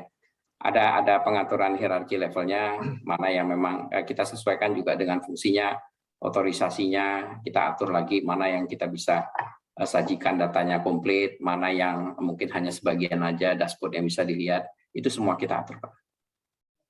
Baik, nomor 4, ini perusahaan yang mendevelop ini programmernya itu lokal atau dari negara mana? Terima kasih, ya. Pak. Wah, pertanyaan bagus. 100% lokal, Pak. 100%. Jadi memang kita desain sendiri, ininya konsep-konsepnya kita desain sendiri. Kemudian ya kita berdayakan resource nasional kita gitu ya. Kita minta itu juga. Ya kadang saya bilang lah ke teman-teman K3S yang gini-gini ya masa lokal nggak bisa. Bisa lah ini saya bilang. Kadang-kadang saya juga mengevaluasi beberapa program Pak ya dari usulan-usulan K3S, pasti saya akan challenge. Kalau udah nyangkut masalah automation, udah banyak orang-orang nasional kita yang jago-jago Pak. Nah, cuman memang kita harus kembangkan ya ke teman-teman. Mungkin di sini ada teman-teman praktisi ya, supaya mengembangkan ke arah open source. Nah, itu yang kita dorong ya teman-teman, supaya nanti ini kan industrinya akan semakin berkembang ya. Inovasi nggak akan pernah berhenti. Kami pun pasti akan mendorong begitu ke K3S. Ya, saya ambil contoh mungkin ya, Pak Edi pernah hadir ya di forum pertama ya, bagaimana kawan-kawan dari Chevron waktu itu yang sekarang Rokan mengembangkan IODSG yang menjadi center of excellence-nya mereka, yang menjadi semua optimisasi Chevron pada waktu itu ya dipusatkan di situ. Dan itu dia menggunakan open source untuk aplikasi data analitik itu menggunakan Python sebagai contoh. Itu contoh aja. Dan awalnya dikembangkan dari mulai 2 orang, kemudian engineer-nya berkembang lagi menjadi 4 orang, akhirnya banyak begitu. Dan akhirnya hampir berapa puluh aplikasi yang berbasis data analitik seperti misalnya machine learning, artificial intelligence, fuzzy logic, semua itu dikembangkan di situ. Dan untuk aplikasi-aplikasi yang berhubungan langsung dengan di lapangan. Nah, inovasi dan itu rata-rata dikembangkan customize ya. Jadi saya tanya langsung ke kawan-kawan teman-teman di sana. Habis berapa ini buat ini? Saya bilang. Ya dia bilang ya yang penting orang-orang di sana aja, engineer-nya aja. Kita menggunakan open source, semua dikembangkan berdasarkan itu dan kemudian ya mungkin dia juga menggunakan inilah ya provider teknologi lah. Tapi saya pikir itu banyak menggunakan resources lokal. Jadi artinya arahnya mestinya ke depan akan ke sana ya, bagaimana inovasi itu bisa dikembangkan lebih lanjut tapi berdasarkan penggunaan open source dan juga pemberdayaan kapasitas nasional kita. Itu sih Pak. Baik, berikutnya dari Pak Sabar Nababa, ini pertanyaannya sama dengan pertanyaan yang baru saja dijawab. Berikutnya pertanyaan dari Pak Arya Budi. Untuk dashboard lifting, apakah SKK Migas memasang dedicated sensor atau menggunakan existing sensor? Oh ya, mungkin saya agak kurang paham secara spesifik pertanyaan, tapi mungkin yang begini, proses lifting ya, kalau yang dalam pemahaman kami itu adalah tadi proses pengangkatan minyak siap jual. Jadi biasanya kita punya custody meter untuk menentukan berapa volume lifting tersebut. Nah, custody meter itu sebagian besar itu sudah terkoneksi dengan SKK Migas. Jadi kita bisa tahu kalau lagi ada K3S mompa ke kapal seperti itu, atau mompa lewat pipa, itu bisa termonitor lewat aplikasi di IOC. Jadi mungkin itu ya kali ya maksud pertanyaannya ya. Apakah jadi ada sensor-sensor mungkin custody lah. Kalau custody ya sebagian besar itu sudah terkoneksi di SKK Migas. Seperti itu Pak. Baik, berikutnya pertanyaan dari Ibu Anissa Palupi. Yang pertama, apakah IOC kedepannya dapat diakses oleh publik, ya pihak-pihak yang terkait industri migas, misal akademisi, mahasiswa, service company, dan lain-lain? Tentu saja dengan selektif akses. Ya, pertanyaan bagus. Ya mungkin nanti kami tanya dulu ya kebijakan institusi akan seperti apa. Jadi saya pikir ke depan bisa saja sih ada informasi-informasi yang bisa diakses secara terbuka begitu ya. Walaupun kalau mungkin Mbak Anissa lihat di websitenya SKK itu informasi-informasi umum itu sebenarnya sudah cukup tersedia. Misalnya rata-rata produksi itu sudah ada datanya. Jadi kalau mau lihat gitu ya, informasi umum lah. Karena di IOC sendiri itu datanya banyak sekali, sangat detail, macam-macam modulnya. Jadi ya tentu saja nanti kalaupun publik membutuhkan informasi, saya pikir mesti disesuaikan dengan kepentingannya. Terus yang kedua, saya pikir juga SKK juga terbuka gitu. Kalau misalnya ada pihak-pihak stakeholder eksternal pengen melakukan visit, misalnya dari universitas ya, silakan. Belum lama misalnya kita dengan Universitas Pertamina itu juga pernah melakukan, baik itu kalau pas lagi nggak pandemi mungkin bisa langsung lihat ya ke lokasi, tapi kalau pandemi ya mungkin kita akan lihat protokolnya. Kalaupun tidak ya bisa secara virtual. Jadi teknologinya sudah sangat mungkin kita untuk melakukan apa namanya kalau memang ada kebutuhan hal-hal semacam itu. Itu sih, Pak. Baik. Berikutnya, pertanyaan nomor 2, apakah dalam praktek di lapangan menemui kendala di hardware-nya, khususnya untuk menunjang production enhancement and lifting, di mana lokasi sumur seringkali sangat remote? Ya, pasti ada kendala. Jadi kendala itu pasti ada. Jadi dan itu common ya di K3S. Biasanya kalau ada kendala ya kita teleponin. Ini kenapa kok nggak connect ini misalnya, atau ini kenapa ada data ini datanya nggak terbaca. Hal semacam itu pasti terjadi. Dan tim di K3S biasanya sudah punya tim maintenance-nya mereka untuk melakukan troubleshooting. Ya biasanya setelah kita kontak ya nanti koneksi atau isu-isu tadi bisa akan recovery kembali. Itu aja sih, Pak. Baik, berikutnya dari Pak Indro ya. Pak Indro nih. Nah, berapa cadangan yang optimal dengan sistem yang diterapkan ini? Kalau ada gangguan stok, berapa lama waktu recovery? Ya, mungkin cadangan stok ya yang dimaksud Pak Indro kali ya. Ya. Ya, jadi jadi begini Pak Indro. Jadi semoga sehat Pak Indro ya. Pak Endra ini ya, Pak Endra dosen ya, Pak ya. Endra. Ya, betul. Ya, artinya kalau cadangan, jadi begini, cadangan stok nasional kita itu kita maintain pada level tertentu, Pak. Jadi kita kelola setiap bulan. Jadi setiap bulan itu kami mendeliver sekitar 20 juta barel. Hampir 19-20 juta barel itu ke market. Jadi semua hasil produksi minyak itu akan kita lifting ya. Kita istilahnya kita lifting, kita angkat. Semaksimal mungkin kita deliver ke serap pasar. Jadi kebijakannya akan seperti itu. Jadi baik itu diserap oleh rekan-rekan Pertamina ataupun mungkin diserap oleh ekspor. Nah, jadi biasanya kita maintain pada level-level tertentu. Sekarang sih bermain di antara 3 sampai 4 juta barel termasuk destock ya. Rata-rata setiap bulan kadang-kadang mencapai 5 juta barel. Nah, kemudian biasanya kita akan kelola berdasarkan jadwal lifting. Jadi jadwal-jadwal pengapalan itu kita atur sedemikian rupa. Karena begini, tidak setiap waktu juga kapal itu datang. Kapal itu datang tidak, misalnya produksi hari ini 700.000, ada kapal lifting 700.000, tidak juga. Jadi itu akan diatur sedemikian rupa, sehingga pola tersebut akan disesuaikan dengan efisiensi pengangkutannya. Jadi kalau dia di K3S dengan produksi kecil misalnya, tentu saja stoknya akan dikumpulin. Gitu. Dikumpulin, sudah tercukup, baru kemudian kita kirim kapal untuk mengambil. Dan itu setelah volumenya besar, karena tadi supaya efisien ya. Tapi kalau K3S yang kebetulan produksinya besar, ya mungkin dia bisa lifting lebih sering. Misalnya kapal dikirim bisa 3 hari sekali, atau 4 hari sekali, ada yang seminggu sekali datang untuk ngambil, untuk melakukan pengapalan, seperti itu. Nah yang LNG juga sama, pengaturannya akan seperti itu. Kalau ada gangguan stok, berapa lama nih, Pak? Pernah nggak itu? Ya, biasanya begini. Jadi stok itu kan hasil dari produksi, Pak. Nah, yang terjadi itu, yang terganggu itu produksinya. Produksi terganggu ya stoknya berkurang. Sementara kita sudah punya komitmen kepada pembeli misalnya. Kita harus mendeliver sekian gitu ya.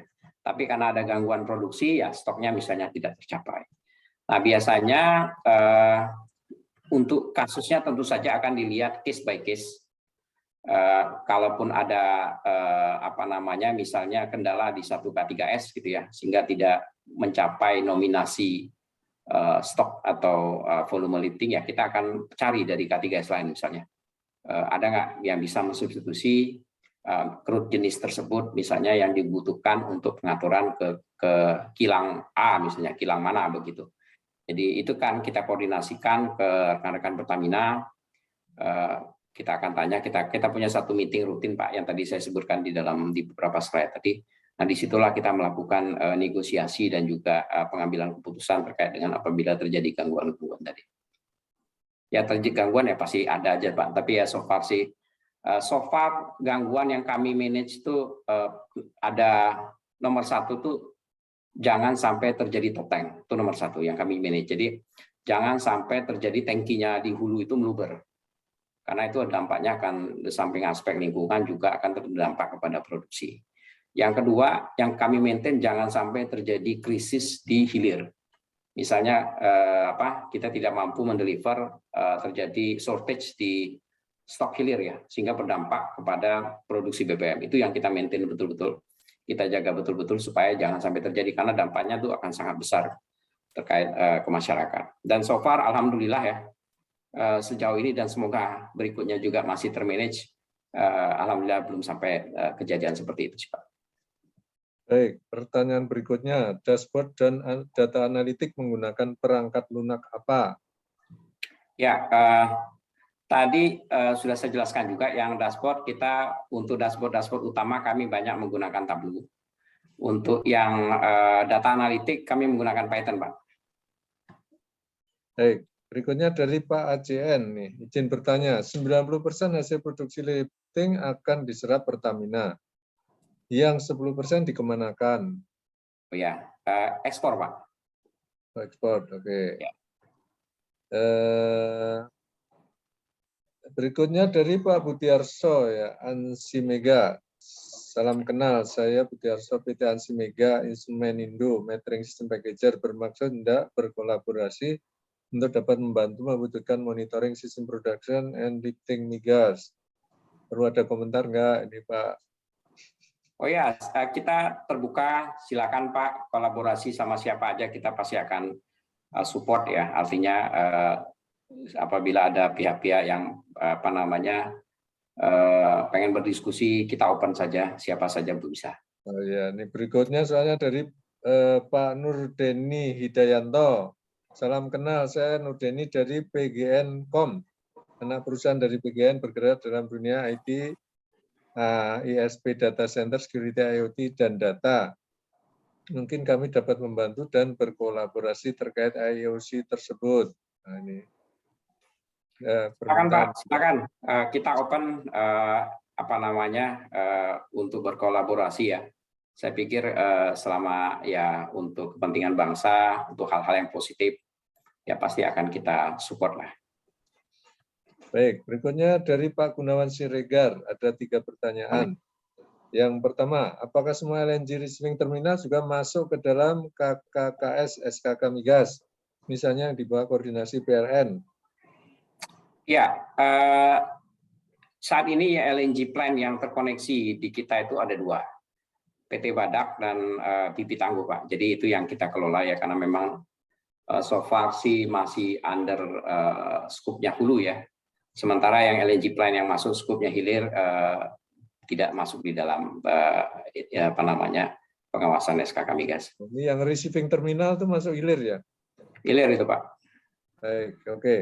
Nah, pertanyaan nomor 2, bagaimana dengan fungsi LNG hub seperti PAG, misalnya apakah masuk ke IOC SKK? Ini hilir juga ya? Iya betul Pak, itu masuknya hilir betul. Nah, nomor 3, apakah DME juga nanti masuk ke dalam IOC SKK? Apa Pak? DME itu apa? Ini juga kan pengganti, mungkin nanti seperti LPG itu ganti DME misalkan. Itu hilir juga ya?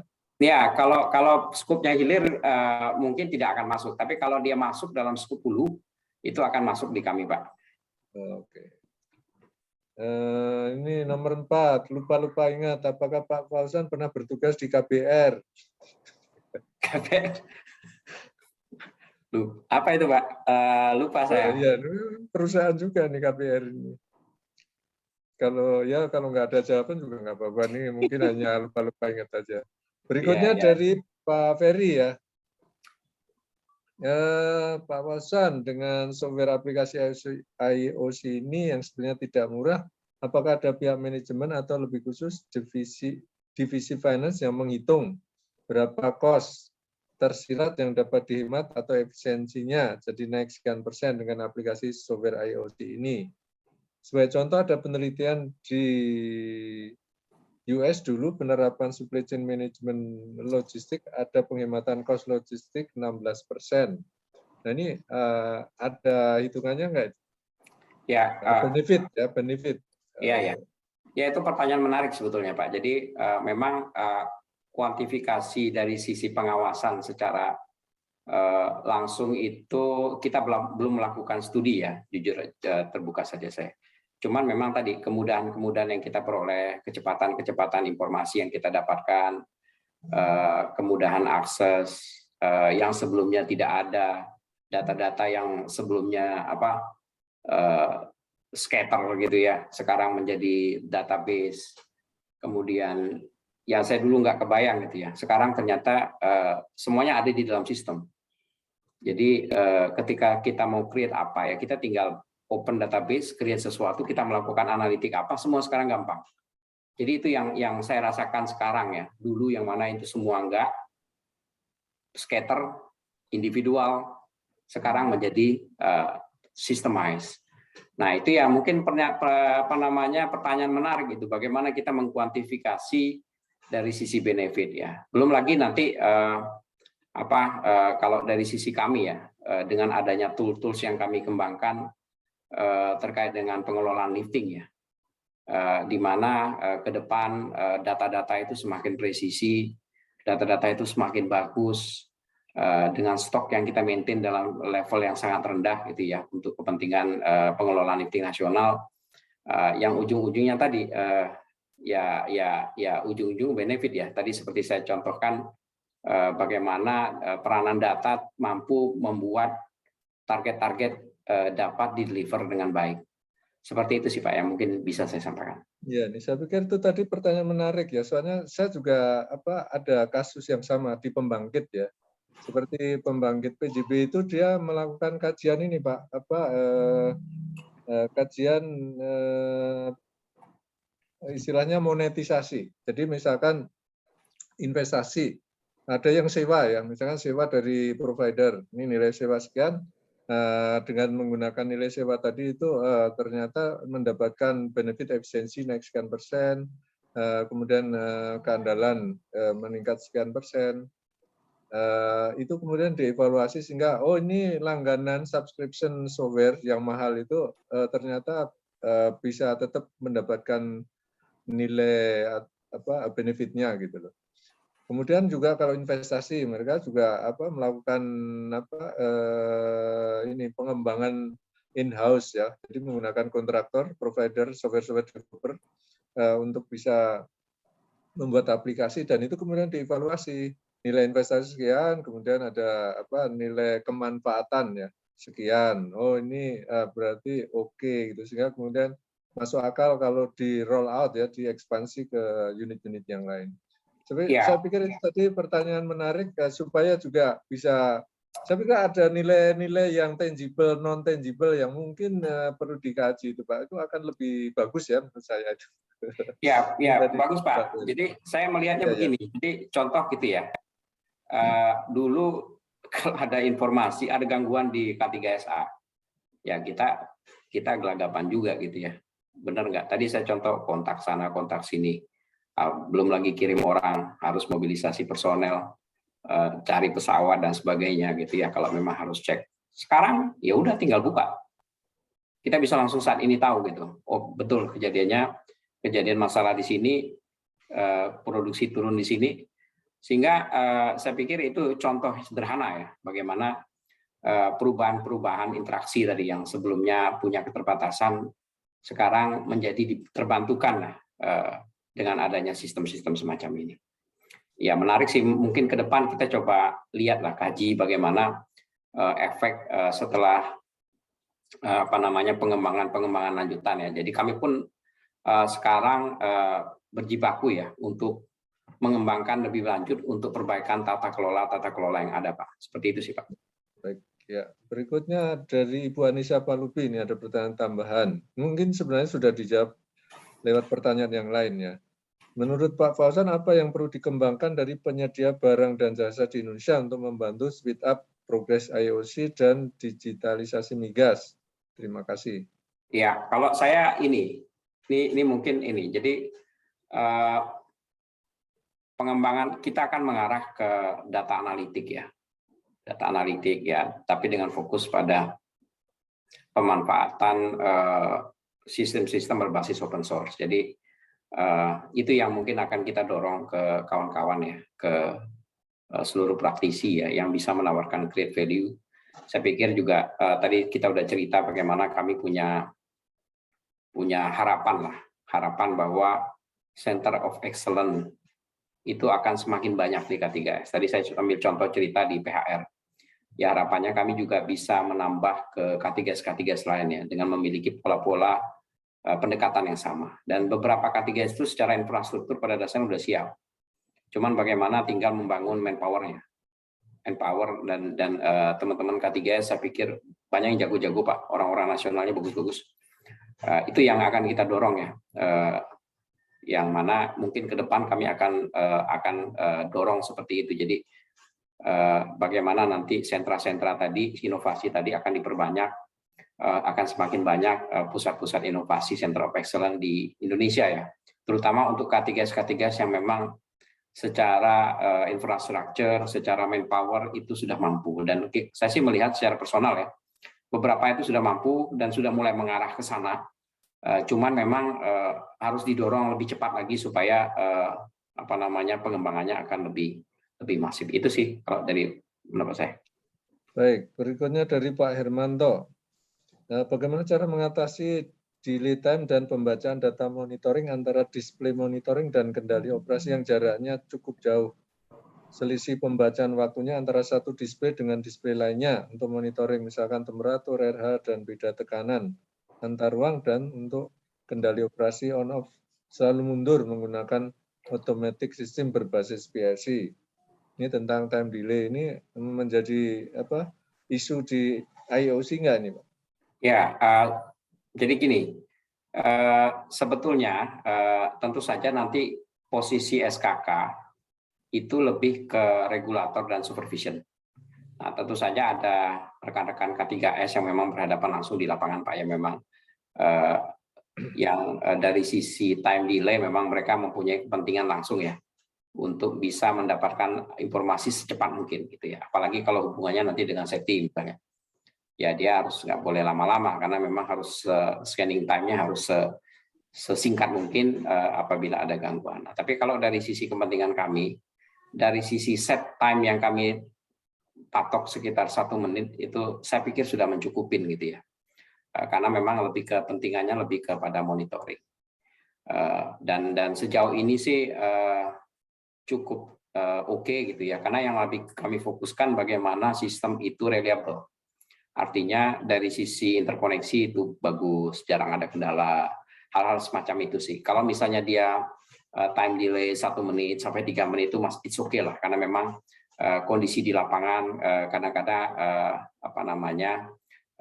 sangat dinamis dan itu saya pikir cukuplah untuk sesuai dengan tupoksi yang kami miliki. Itu sih Pak yang bisa saya sampaikan. Baik, berikutnya Pak Surya Dharma lagi. Apakah IOC yang terkoneksi langsung ke PLC controller di pabrik hanya mode read only atau memungkinkan untuk read and write? Karena jika koneksinya read and write, ada kemungkinan hacker dapat melakukan shutdown sebuah proses. Yes. Ya. Ya, good question.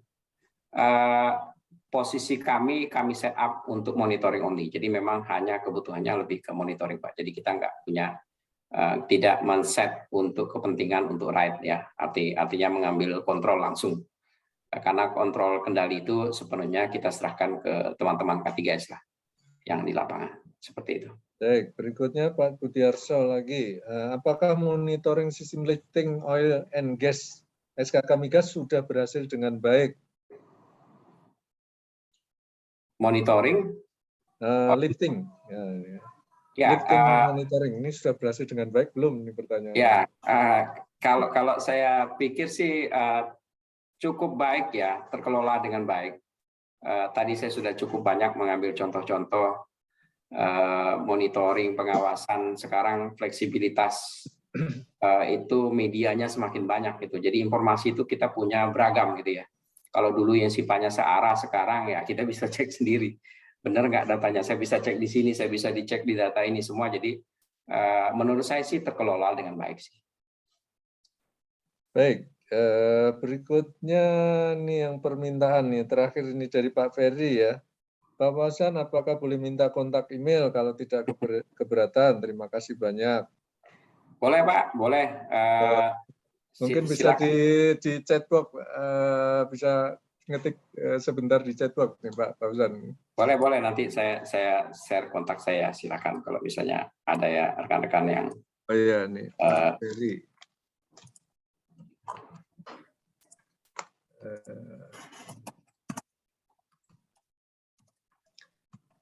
Baik, itu tadi pertanyaan terakhir ya di chatbox dan waktunya 17.32 nih, sudah 17.33 nih 3 menit lebih dari yang dijadwalkan. Kita akhiri acara sore hari ini.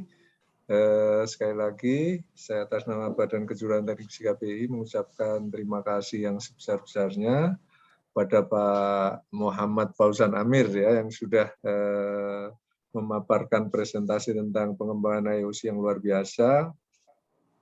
Saya pikir masih relevan di Indonesia dan bisa menginspirasi perusahaan-perusahaan lain ya ini yang lagi transformasi digital.